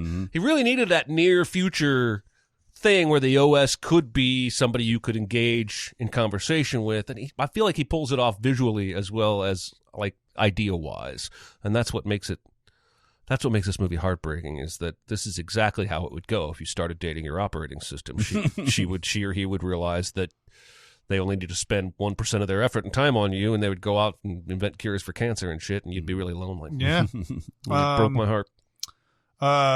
Sing Street. God damn it. Too many on my shame list. Oh, man, this is such a fun and yet movie. I've seen the one he made before this with Keira Knightley twice. Begin Again? Yeah. Yeah. It's good. Yeah. Love Sing Street. I haven't seen it since it came out, but do love this. It's really good.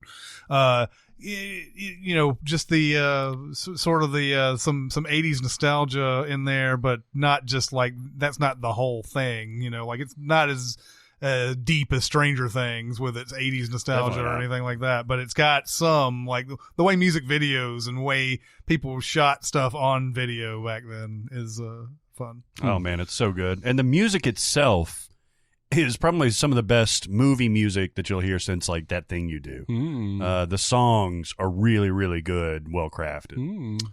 Star Wars The Force Awakens definitely has to be mentioned here because it's another one, huge blockbuster with some good critical backing on it too. I don't know where we are with Last Jedi though. Are we in the movie? It's weird. Like I feel like there's a both sides faction to this movie, to The Last Jedi, where it's equally strong to like it or hate it. Yeah. Well, I don't know. I made a joke tweet last year that the most divisive thing at my family's Thanksgiving, it was Christmas, was talking to my cousin about Last Jedi, not religion or politics. Last Jedi is one that I really, really loved when it came out, and I've kind of it's waned on me a little bit just because of the practical issues. Yeah. But The Force Awakens is there's not much argument about this one. I mean, there's some people who don't like it. The negative for Force Awakens is that it feels too much like A New Hope, but I didn't hear a lot of people angry about Force Awakens, whereas a lot of people were angry about The Last Jedi. It's heresy. I think Force Awakens is my favorite Star Wars movie. Of all of them? Mm-hmm. That's okay. I think that's better than any of the prequels. Keeping in mind, of course, I know that it's basically Episode 4 again, but I think it's a better Episode 4. Well, I agree with that. Yeah. I personally threw this on the list as a shot, very wicked shot in the dark that had probably no chance, but felt like Sinister needed to be talked about a little bit. I love me some Sinister. Yeah. That's up there with like the best horror movie of the decade for sure. Yeah, I may like Sinister more than most. I think the IMDb's got this around a 6.7 or something like that. But there's something about the way they do found footage, which is more, I don't know, it's more literal found footage by characters in the movie rather than it's found somewhere out there in the wild and someone edited it together and everything. But there's something about that stuff that Ethan Hawke watches in this that's always been more unsettling than any other horror movie that I've seen in this decade. Well, I agree with that. And that shit in the backyard? Yeah. Fuck that noise. Yeah. Now it may be that I'm propping this movie up based on that, because outside of that, then you start getting into your typical horror movie tropes. Yeah. So it has a mixture of that, like I've seen that before, and then that just disgustingly sick and beautiful, 8mm footage and everything. Wanted to mention that Scott Derrickson, he's done this and Doctor Strange. I'm not sure if Doctor Strange is on our list. It is not. I mean, it's one of my favorite MCU films, but there's only so many comic book movies that we're going to be able to. But there's fit a guy that I'm looking forward to seeing more of in the next decade too. I think he might be like, these might be those first couple of movies that were like, oh yeah, he did those too, and he's got this great career by 2030 or whatever. Yeah. Then we have Wind River is another one I'm kind of surprised wasn't on a lot of lists. I didn't see it, I don't think, on any of the ones that I looked, and I haven't seen it yet. Yeah, and I personally don't know where I would put it on this whole thing because I only watched it once, but it was really good. It's one that's I think should deserve some mention as far as the decade is concerned. Then we have Arrival. God damn, man, this decade, there's gonna be some clashes on this bracket. Yeah, this is, if you were to ask me off the cuff, what's your top 5 of the decade, this would be on my top 5 of the decade. Yeah. I love this movie so much. It's got just a little bit of humor in there to spice things up. It make you think. It'll make you love and yearn. Have you ever yearned? I was debating with Patrick yesterday, the actress of the decade, and we ultimately settled on Amy Adams as probably the answer. And this is her centerpiece, basically. Probably, but Sharp Objects would be up there too. Yeah. It's crazy to think that when she started, the kind of role she was playing in Talladega Nights, and even that animation crossover Disney, I've been dreaming Enchanted. She was playing these cutesy, sweet, innocent. And then she's got all this depth and darkness. How old is Amy Adams? She's 46. That's probably about right. I think she's 45. 1974. Wow. I was just trying to beat Chris and come close because I'm never going to. You are close. I think it's 45, though. Wow. But that means she's in my league. Amy. Wait, that's not what that means. Yeah. She's in my age bracket. That's right. Amy Adams or Emma Stone? Well, and we talked about Kristen Stewart. Jennifer Lawrence has had a pretty great decade. But I think Amy Adams, in terms of prestige, money, and then just acting range. Yeah. And then I ended the whole discussion by saying it's honestly probably still Meryl Streep. Emma Stone would be right up there, though. She would be, for sure. She would be. I want to run through a gamut of Best Picture Oscar winners because I don't think these movies really have much of a chance, actually, which is so weird, right? Yeah. We sit there, like the Academy votes on this stuff, and it's the best of the year, so it should, by rule, by the end of the decade, be one of the top 10 movies. But some of these, they've lost to time. Yep. The King's Speech, Yep. The Artist, The Shape of Water, and Green Book are all in that. It's not a great decade for Best Picture. No, winners. not really at all. And you could throw Moonlight in there too. Yeah, I mean, as something that maybe got way too far in its Best Picture, discussion and everything for sure. Mission Impossible Fallout. Is this the best Mission Impossible of the decade? I think so, which is why I kind of led it with that. But Ghost Protocol was this decade, right? And that's what I'm looking up. Ghost Protocol is 2011. Ghost Protocol is mine. Mm-hmm. Mine too. Okay. But I love all three of these modern day Mission Impossibles. Mm-hmm. Love them dearly. And Rogue Nation is definitely 3 for all of us, right? I think so. I would put Fallout ahead of it slightly. Yeah, but you're talking about a 3 that's still good. Yeah. Better than most movies, better than most action movies for sure.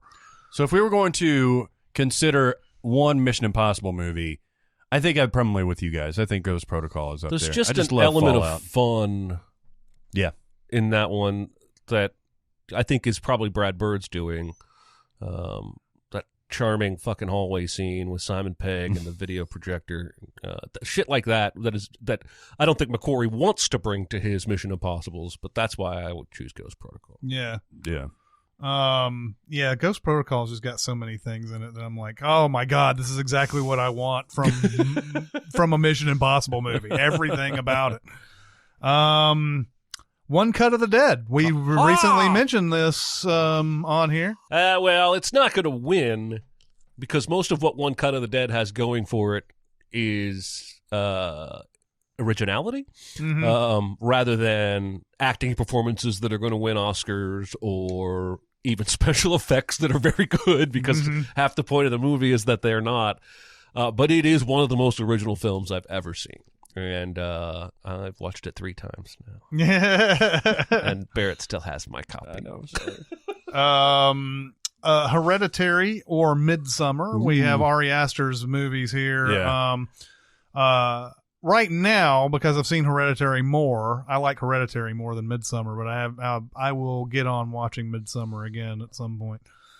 They're both thinking man's horror movies. They are, and he's starting to carve out quite the the budding career. He's another guy that by the end of 2030 you might be like going, oh my god, this guy's come out with some of the best shit we've seen in a long time. Mm-hmm. But his stuff though is never going to be populist unless he's I think he can go in different directions. I think he can harness, because Midsummer is so funny, like just low-key funny, that I think he could make like an acerbic comedy sometime down the road. Yeah. An actress to look for in the next decade to be in that discussion is Florence Pugh. And every time you say her name, you have to do finger guns. Pew, pew, pew, pew, pew. pew. Hey, what about Florence Pugh and Imogene Poots being in the same movie? Pew and Poots. Together at last. You can't have Poots without a Pew.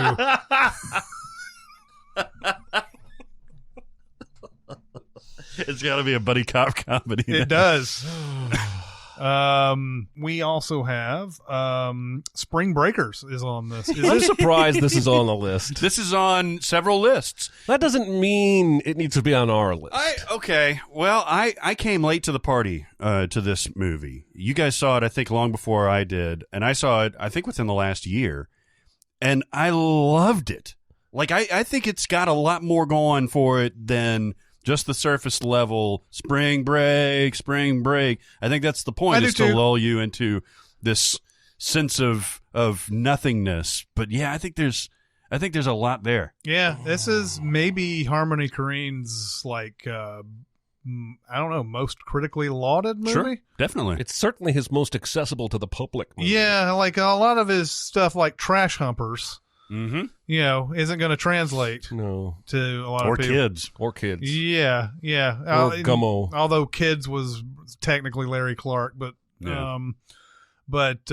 yeah, this is it's a lot more going on in this movie than just the surface of it. I was haunted by this movie afterwards. I mean, the whole ending sequence is set up so beautifully, I think, and I think the story is set up so beautifully. You come to love this alien character, like you're rooting for him, and you know he's playing the piano, and you're singing along to Britney Spears and all that stuff. I think you need to watch it again. I bet you would. I've seen it 3 times. I'm just saying it's not best of the decade. I think it could be. I think it deserves to be in the discussion. Maybe at the very, very beginning, before when we start dismissing films early. Right, like Passengers. Game Night is Yeah. One of the best comedies of the decade. I put that on there because I think one of the best comedies of the decade, and it's probably the best shot comedy of the last 20 years. Like, they shot the shit out of that movie. Mm-hmm. Moonrise Kingdom and the Grand Budapest Hotel. So Wes Anderson does make this list. You guys both favor Budapest, don't you? No, I like Moonrise better. Oh, good. I didn't like Budapest very much. I thought it was nice. I thought it was good. I thought it was. I don't know. You can't say one is more quirky than the other with Wes Anderson. It seemed like Moonrise Kingdom though had the most emotion to it and the most like texture to it. So, but I did like Grand Budapest Hotel. Argo came out in 2012, was Best Picture. And I think I said 12 Years a Slave came out in 2012, but it actually came out in 2013. But Argo, this movie won Best Picture. Ben Affleck didn't win for Best Director, but it did show that Gone Baby Gone was not a fluke. And I guess The Town was also in that discussion, but he had done that in The Town and then this, and it was a good trifecta. And honestly, I would put The Town on this list ahead of Argo. And I think Argo... You did, but I'm kind of going back. Sorry. I like Argo. Again, Ben Affleck is probably the least good thing about it, but he's not bad. I don't think he detracts from the film. And yeah, it's. I don't think the movie gets enough credit for how much tension it builds, especially right out of the gate in the beginning with that embassy attack. And I really like it. I don't think it's my favorite of his to watch. Paul Schrader's First Reformed, which I've seen it once. I liked it. Not sure if I'm in that best of the decade category yet. I'm with you. I think there's some big ideas obviously in that movie, and maybe if I watch it again with different eyes that I'll really connect to it, but I don't know. Warrior. This is another good one. Sneaky good. I think I only saw it because Chris told me, that's really good, because it looked like a cheesy Disney movie. Well, now I'm going to watch it because you guys are saying it's really the MMA one with Joel Edgerton and Tom Hardy and Nick Nolte, and it's really clean and wholesome and good for the whole family, and yet still riveting. Oh, I thought it was like a gritty type of thing. It's actually like a. I mean, it may be PG-13 for language or cigarette smoking or something, but basically, they're two brothers who end up in the same MMA tournament, and that's really all I want to say. Okay, it's really good. I will watch it then. I like it more than most Rocky movies. Okay. Yeah, I really enjoyed this when I saw it. I haven't seen it since it was in theaters. That was 2011. But yeah, it's something that should definitely get some recognition. The Big Sick. Did you see the photos he posted yesterday on social media? I have not seen those. Oh, yeah. Kumail Nanjiani got ripped. He spent a year getting in shape for the Eternals for Marvel. Oh, really? And he has fucking Terminator's body. You need to see it just for your own. Okay. It's almost weird having watched all of Silicon Valley. It looks fake, but it's not. Yeah. And he even put a great note up about, I have the best trainers, the best nutritionists, and the most expensive or most richest studio in all the world paying for all this. And now I understand why I never looked like this before. Yeah. The Big Sick is really good. I don't know if I'd put it in that top of the decade discussion, but I really enjoyed it. And there were a lot of these over the past decade. There were a lot of people making these autobiographical movies. Yep. The Big Sick was one of these. Mike Birbiglia's Sleepwalk with Me was one of them, and the other one he made, the one about the Basically, it was Saturday Night Live. Yeah, the or improv whatever. thing. Yeah, that one. Both of those, and then Greta Gerwig's Lady Bird, Shia LaBeouf and that Honey Boy. There was a lot of these that came out in the past decade, but I really like The Big Sick. Good movie. Kubo and the Two Strings. Another good animated movie there. Yep. Definitely deserves a mention, and I need to see it again. It's been a while since I've seen it. Jordan Peele followed up Get Out with Us. Yeah. This was our Sin Week movie. Yeah. I think it's got a special place in my heart because of that. Yeah. I mean, it's objectively a really, really good movie. Yeah. But I think I've just emotionally connected to it because I'll of tell all you that. what, it made a world of difference when I watched it on home video a couple months ago. No. with the captions on. I can imagine. As opposed to not having any captions on when she's looking like this. For sure. Me too. Because that was kind of hard to follow at first. But Bong Joon-ho shows up again with Snowpiercer. Gotcha! Snowpiercer is a movie that I've seen probably twice. I saw it once in the theater in Chicago, and then I think it was on Netflix or something like that. I'd like to go back to that world and watch it again. I put out a drunk video game video of me playing that Fallen Order game yesterday or the day before. But there's a whole level on a train where you're just trying to get to the front of this train, and it's very much like Solo, the train in Solo. But I kept making Snowpiercer references, and there's one part where I'm just climbing a ladder. I'm not doing anything else. I get to the top of the ladder on top of the train, and I go, I know what babies taste like. I love me some Snowpiercer. Yeah. Daveed Diggs is also in that show. The Snowpiercer show. Is that still going? They've already renewed it for a second season. It hasn't. I don't think it's even released yet. Really? It's either one of these streaming services. I think it is, or it's a TNT show or something. It looks like the movie with different actors spread out over 10 episodes instead of one movie. It looks like the same story. Here's a movie that I was surprised to see on so many lists. Paddington 2. Oh, my God. Have you seen it? I've seen it, yeah. You haven't seen it? I haven't. You don't even need to watch the first Paddington. It's great, but the second one is better. Yeah. It's if you could fucking manufacture charm and gift wrap it, and eat it, and it would warm you up inside. That's Paddington 2. Yeah. It's just, I say this too much. It's delightful. Yeah, it is. And it's short. Hugh Grant is fucking fantastic. One of the most memorable family movie villains I've ever seen. He's a man of 1,000 faces. He's an actor, and he's got all these disguises. God, I think you would love it. May have to make some room to watch It's that before we glorious. get into our brackets and everything. Booksmart came out earlier this year. It's a movie that definitely deserves some recognition. Came out in May and just sort of didn't get the audience I thought it might. Yeah.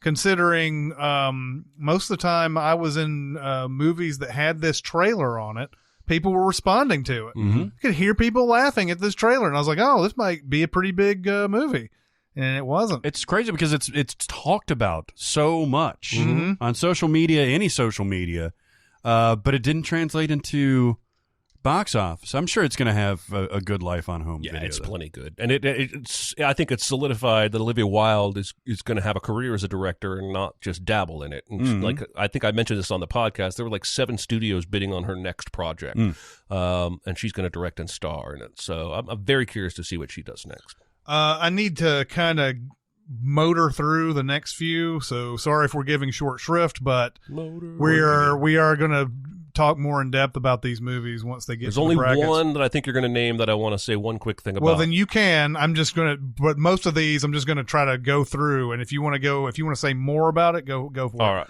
right. Searching, very good movie. Definitely go see that if you haven't. The Writer. You guys haven't seen that, right? I haven't seen it. This is some lyrical shit. I think you should watch this before Paddington 2. Okay.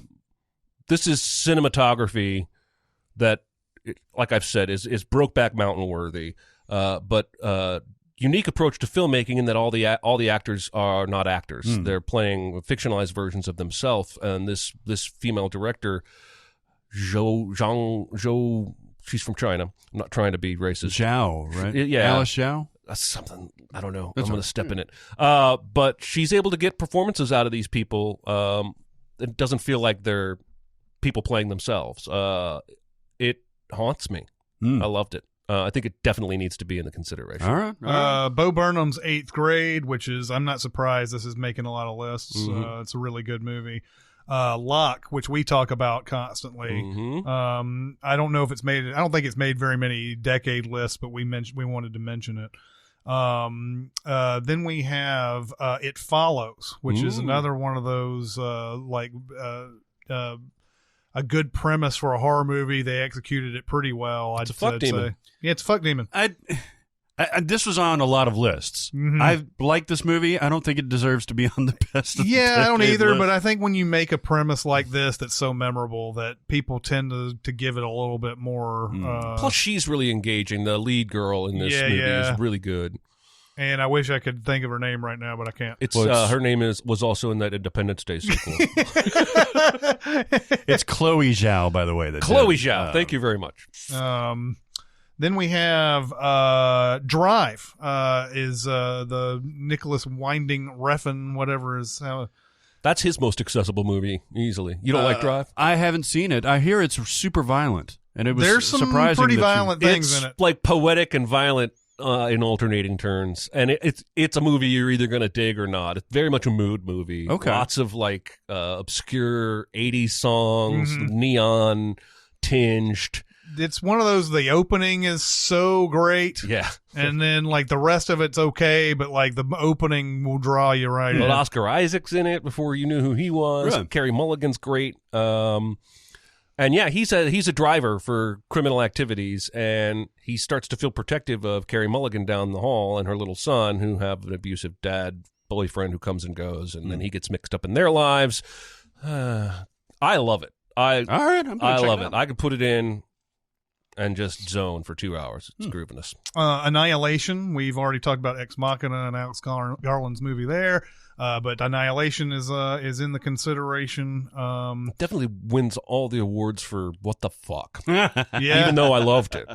Bennett Miller's Moneyball is on this list. Moneyball. I don't know if it made a lot of top lists, But around. it should have, goddammit. Yeah, it should have. It's really good. And it's one of the rare instances where they've taken a book that has really no plot. It's just a here's what happened with the Oakland A's, and then they turned it into a really well done movie. Scott Pilgrim versus the World. This is this is definitely going to be something that I want to talk about. It's interesting. That movie is so different from from everything that's in his filmography and everything. Well, even really anything that you've seen. I mean, you see later on the text come up, like when a character's falling or something like that in Into the Spider-Verse.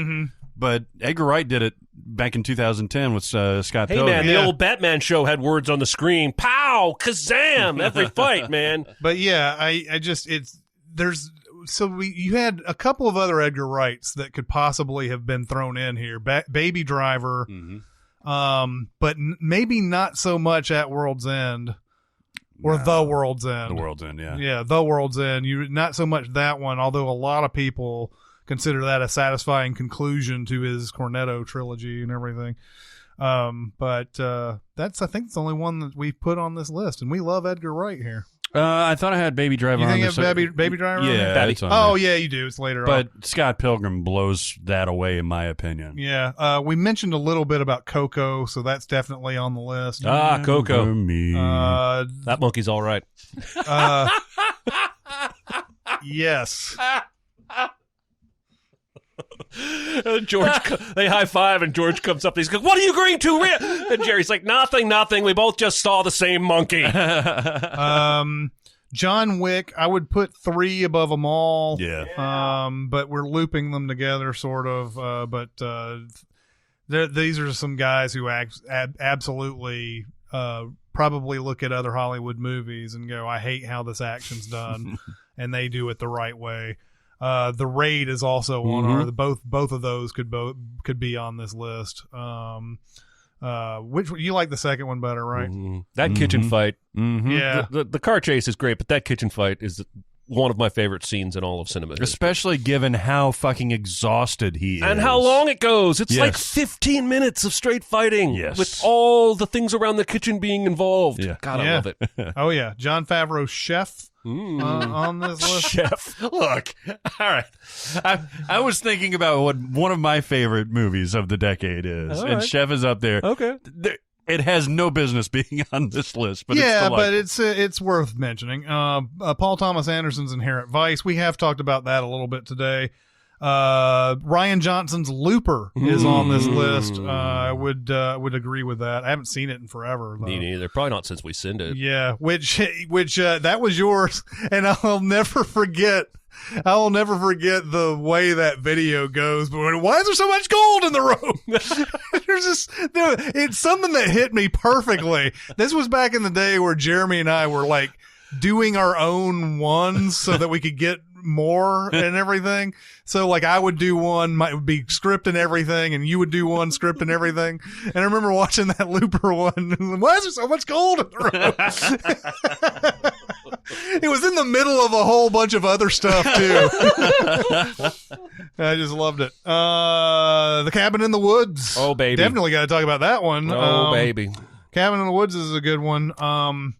Black Klansman, Spike Lee's only entry probably on this list. That's right. But it's a great movie. Gone back and revisited that a few times when it's been playing on HBO, and it's so good. Yeah. Yeah, this is like, it's almost like it came out of nowhere. We know how good Spike Lee is, but man, this movie, it's been on HBO a lot. It's just one of those, like, I just got to stop and watch it. The three leads, John David Washington, Adam Driver, and Laurie Harrier, are just spectacular. Yeah.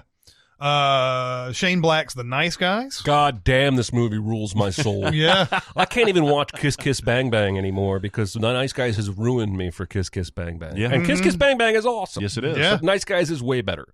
And Ryan Gosling, between that and The Big Short, he should do more comedy. I agree. Yeah. I totally agree. Oh, he's hilarious.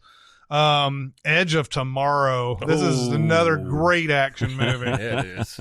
Yeah, it is. Oh, and it's funny. It took a long time for people to copy Groundhog Day. Yeah. And then we suddenly got like three different things. We got the Netflix show Russian Doll. Dolls. We got this. Was there something Happy else? Death Day. Happy Death Day was the other one. Which, you know, they make a joke about. It's like that movie Groundhog Day. What's that? Yeah. Logan. Wow. Edge of Tomorrow has 7.9 on IMDb. Oh, it's fucking 90% phenomenal. on Rotten That Tomatoes. movie's so good. Yeah, dude. it is. That's Terrible so good. Really, it's called Live, Die, Repeat.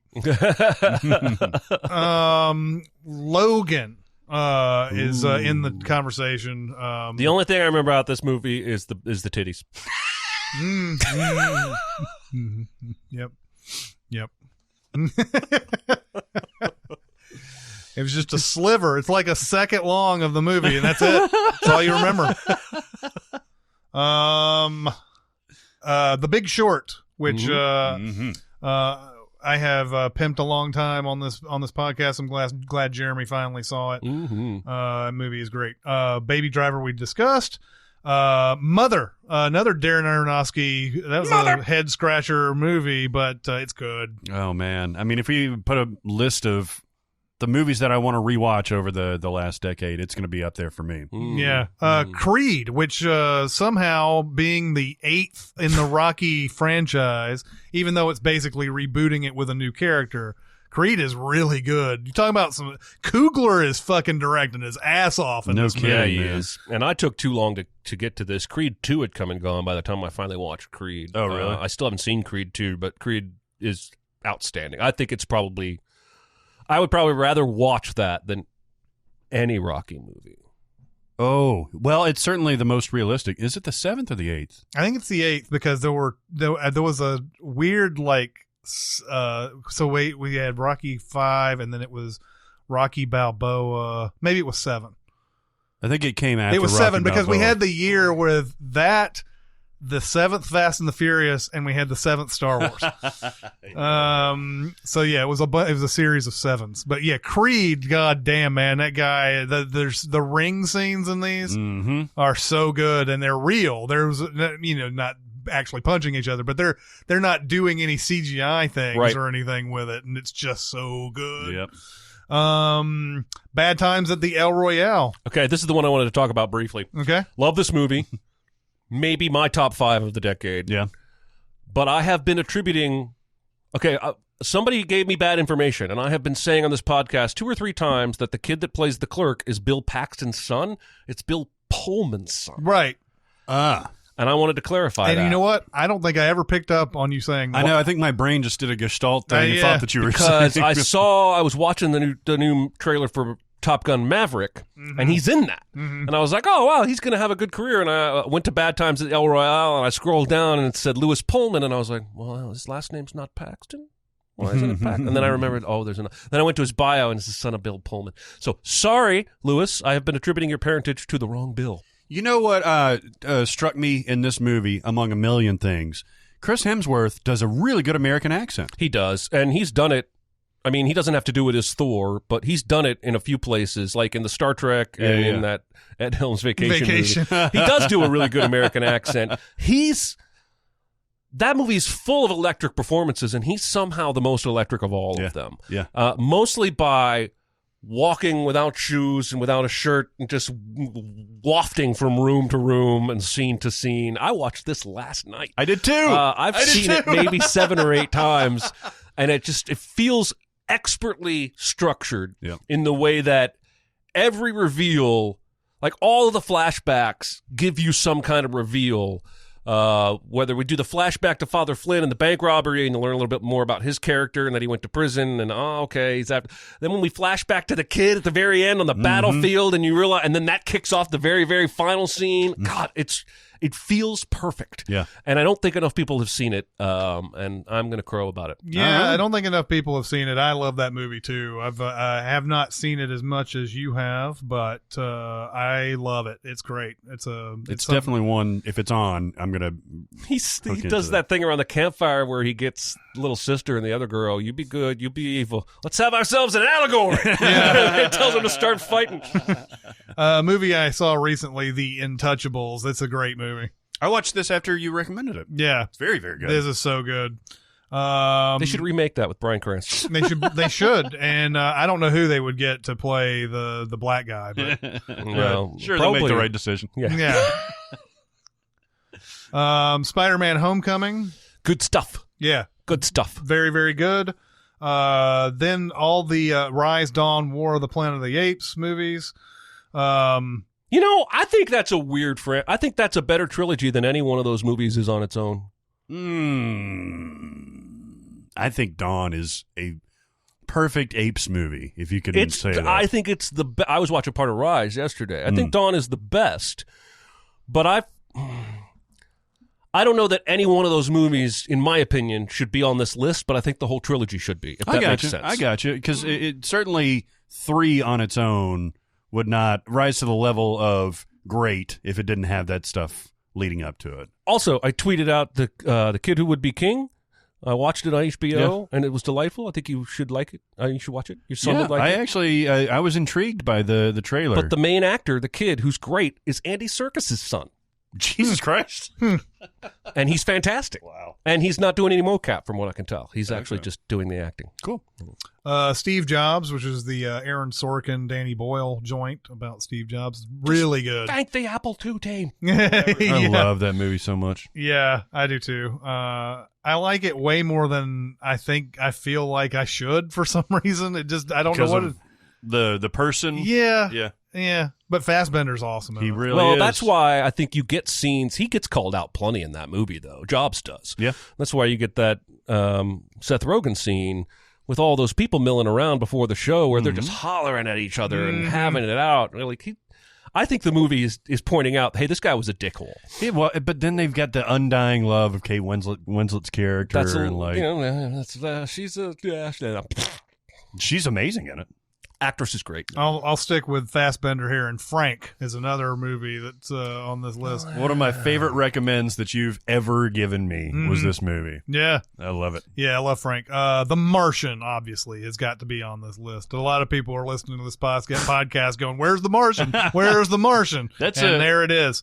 That's a ringer. I mean, there's a few of these movies where you just hear them and you're like, that could win the whole thing. That could win the whole thing. Well, you got me sitting over here. Don't forget about me. Kingsman: The Secret Service. Only the first one. The first one is a very good action movie, I think. Yeah, and I like the second one more than most people do, but yeah, I don't think this needed to be a series.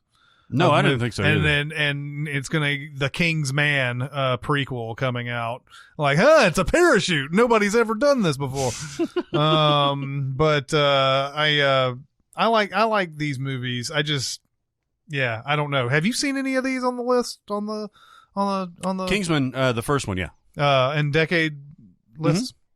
Star Trek Into Darkness. Yeah, and there's an argument that maybe Beyond is better than Star Trek Into Darkness, but I just think there's so much more to love about Into Darkness than there is in Beyond. Beyond's maybe a better, tighter movie. Yeah, and the first Star Trek, 2009. Of course. Ineligible. Yeah. And then we round this off with Deadpool. Yeah. Captain Deadpool. Nah, just Deadpool. So that's a serious list of movies. Do you have movies that we haven't mentioned? Give it to us on our social medias. Yeah. SinCast presented by Cinemasins on Facebook. Cinemasins Twitter. Music Video Sins Twitter. Reddit. We're also on Discord and SoundCloud. Discord, if you want to get on Discord, there is a link on the right side of the Reddit page, or you can go to Facebook and private message me, and I will give you a link. Is there anything else that we need to talk about? No. No. No. Well, then I'm going to take my ball and go home. All right. Well, that'll do it for this week. It's Chris Atkins and Jeremy Scott and Barrett Sher. We'll see you next time. Thanks for listening. Comment on our episodes on our SoundCloud page. Check us out on YouTube, Twitter, Facebook, and Reddit. And be sure to visit cinemasins.com.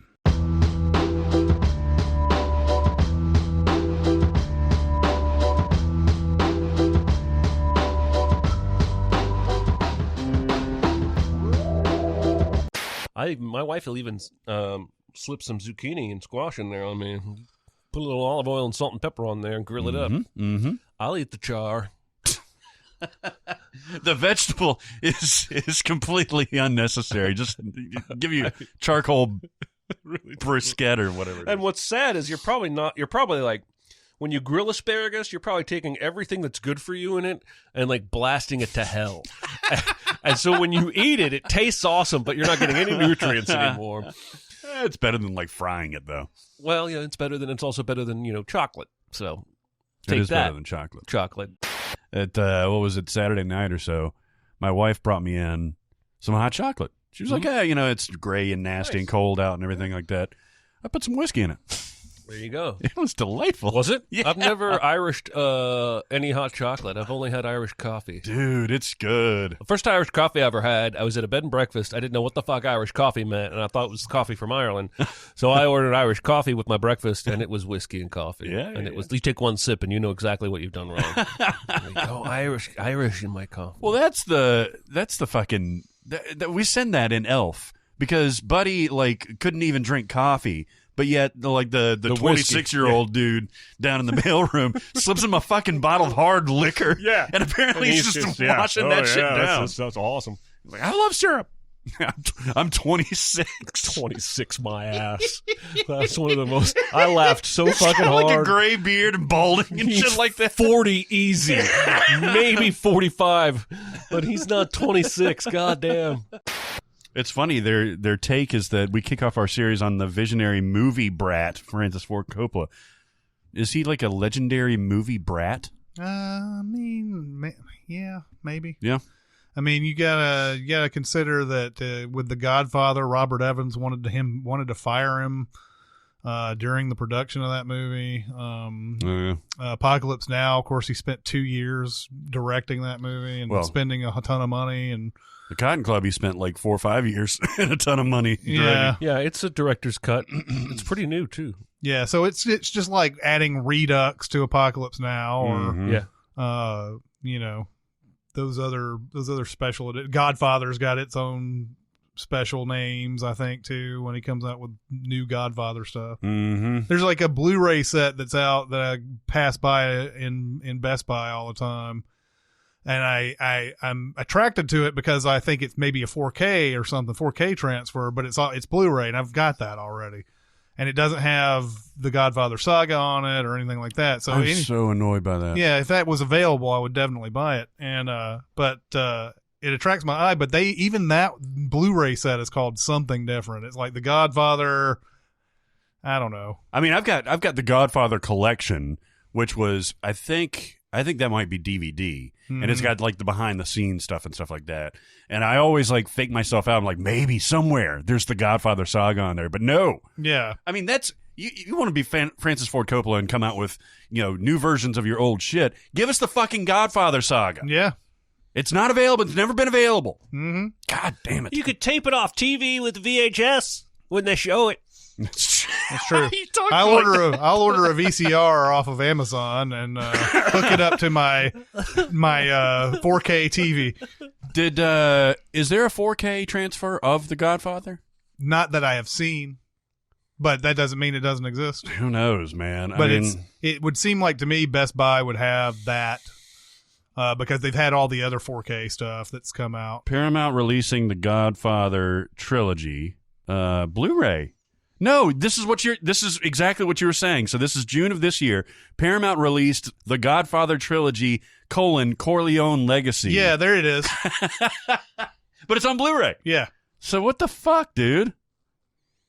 Fucking fuck. I know. Fucking fuck. Well, and it's we talked about it too when Jeremy recommended Apocalypse Now. There's now 3 versions of that movie and they're sold all in the same box now, but there's the original theatrical version, there's Redux, and then there's a director's cut, which is shorter than Redux. Oh, yeah. This is, so there's the Godfather Collection, Omerta edition. No. And this actually says 4K Ultra HD release dates for The Godfather. Where is it? Omerta? Omerta. I don't even know what the fuck that means. No, neither. It's in the town. John Hamm says it to Ben Affleck. You're going to do such and such out of some stupid Irish Omerta. And it always stood out to me as like somebody who loves words snuck that into the script because everybody else like me was going, Omerta. Well, it's got to be some kind of like stubborn... A code of silence about criminal activity and a refusal to give evidence to authorities. There you go. Well, there you go. There you go. There are unconfirmed reports that Warner is also working on the Polar Express and Gravity. Additional titles I've personally seen 4K tests of in private meetings at CES include The Godfather and Lawrence of Arabia. This should be a fucking priority to do a 4K transfer of the fucking Godfather. I agree. Also, get the fucking Godfather saga out there. Yeah. I'll go see it in the theater. Just put it out as a separate thing on the disc somewhere. Just get it in libraries. Let the public decide. Yeah, exactly. That's from Sideways. Just get it in libraries. Is that what he's telling his publisher or his That's editor? That's what Lowell is telling. Oh, that's Pig Vomit. Pig Vomit About his own failures because he finds out the publisher's not going to publish it. You goddamn motherfuckers. Just Lowell. I should have said Sandman. Oh man, Thomas Hayden Church had like a second there where like with Sideways and Spider-Man 3 and fucking Easy A, where he was hot shit, and now I guess he's just kind of. Well, I heard even during that time he has like a ranch and either. See, this is going to be stupid because it's going to be completely different areas of the country. Either Texas or like Montana or something like that. Well, they're both in the middle. He's got some sort of he likes living that private life. Yeah, good for him. Yeah. Got the greatest voice, man. He does. He's got a good voice. He has a great voice. Yeah. Donald Sutherland has a great voice. I can't watch those Simply Juice commercials anymore without like falling in love with his voice. You know who loves Donald Sutherland? His son, Keith? Donald Sutherland loves him some Donald Oh, Sutherland. well, that's probably true. Any interview that you read with him, he's just constant, like, in love with himself. All right, that's fair. He's like, I worked with Jane Fonda for a while. We were lovers, by the way. Have you ever seen The Hereafter? The Sweet Hereafter? Oh, okay. Did you ever see The Cotton Club? No. Oh. Have you ever seen Volcano? It's a different volcano. Shit. It's an old, maybe predates the show, an audio clip of Cartman singing "Oh Holy Night" in South Park. Okay, so I think there's one in an actual episode where he does it. Oh, does he actually do it later on? But then the one that you're talking about is probably that Santa Claus versus Jesus thing that they sent around that got their show kickstarted. It's not in that episode, that little short. It's not? Or if it is, I haven't seen it along with that. I've only heard the audio. I haven't seen any. I've seen like fan made art and stuff like that. Back then, Cartman was Kenny and Kenny was Cartman. Right. Yeah. Well, this is Cartman singing "Oh Holy Night," and so the thing of it is, because he can't remember the words, Mr. Garrison allows Kyle to use a cattle prod to shock him every time he gets the things wrong. He's like, and "Oh Holy Night," and sometimes we get presents. It's like, Which is the point of the whole gag. yes. Like in the movie when he gets the swear chip in his brain. Well, He's the like, really funny part is where he keeps getting shot and everything. He's like, "Oh, night," and then he gets shocked and he's like, "Devil." And Mr. Garrison's like, "Very nice, Eric." All right, we have fun. Yes, we do.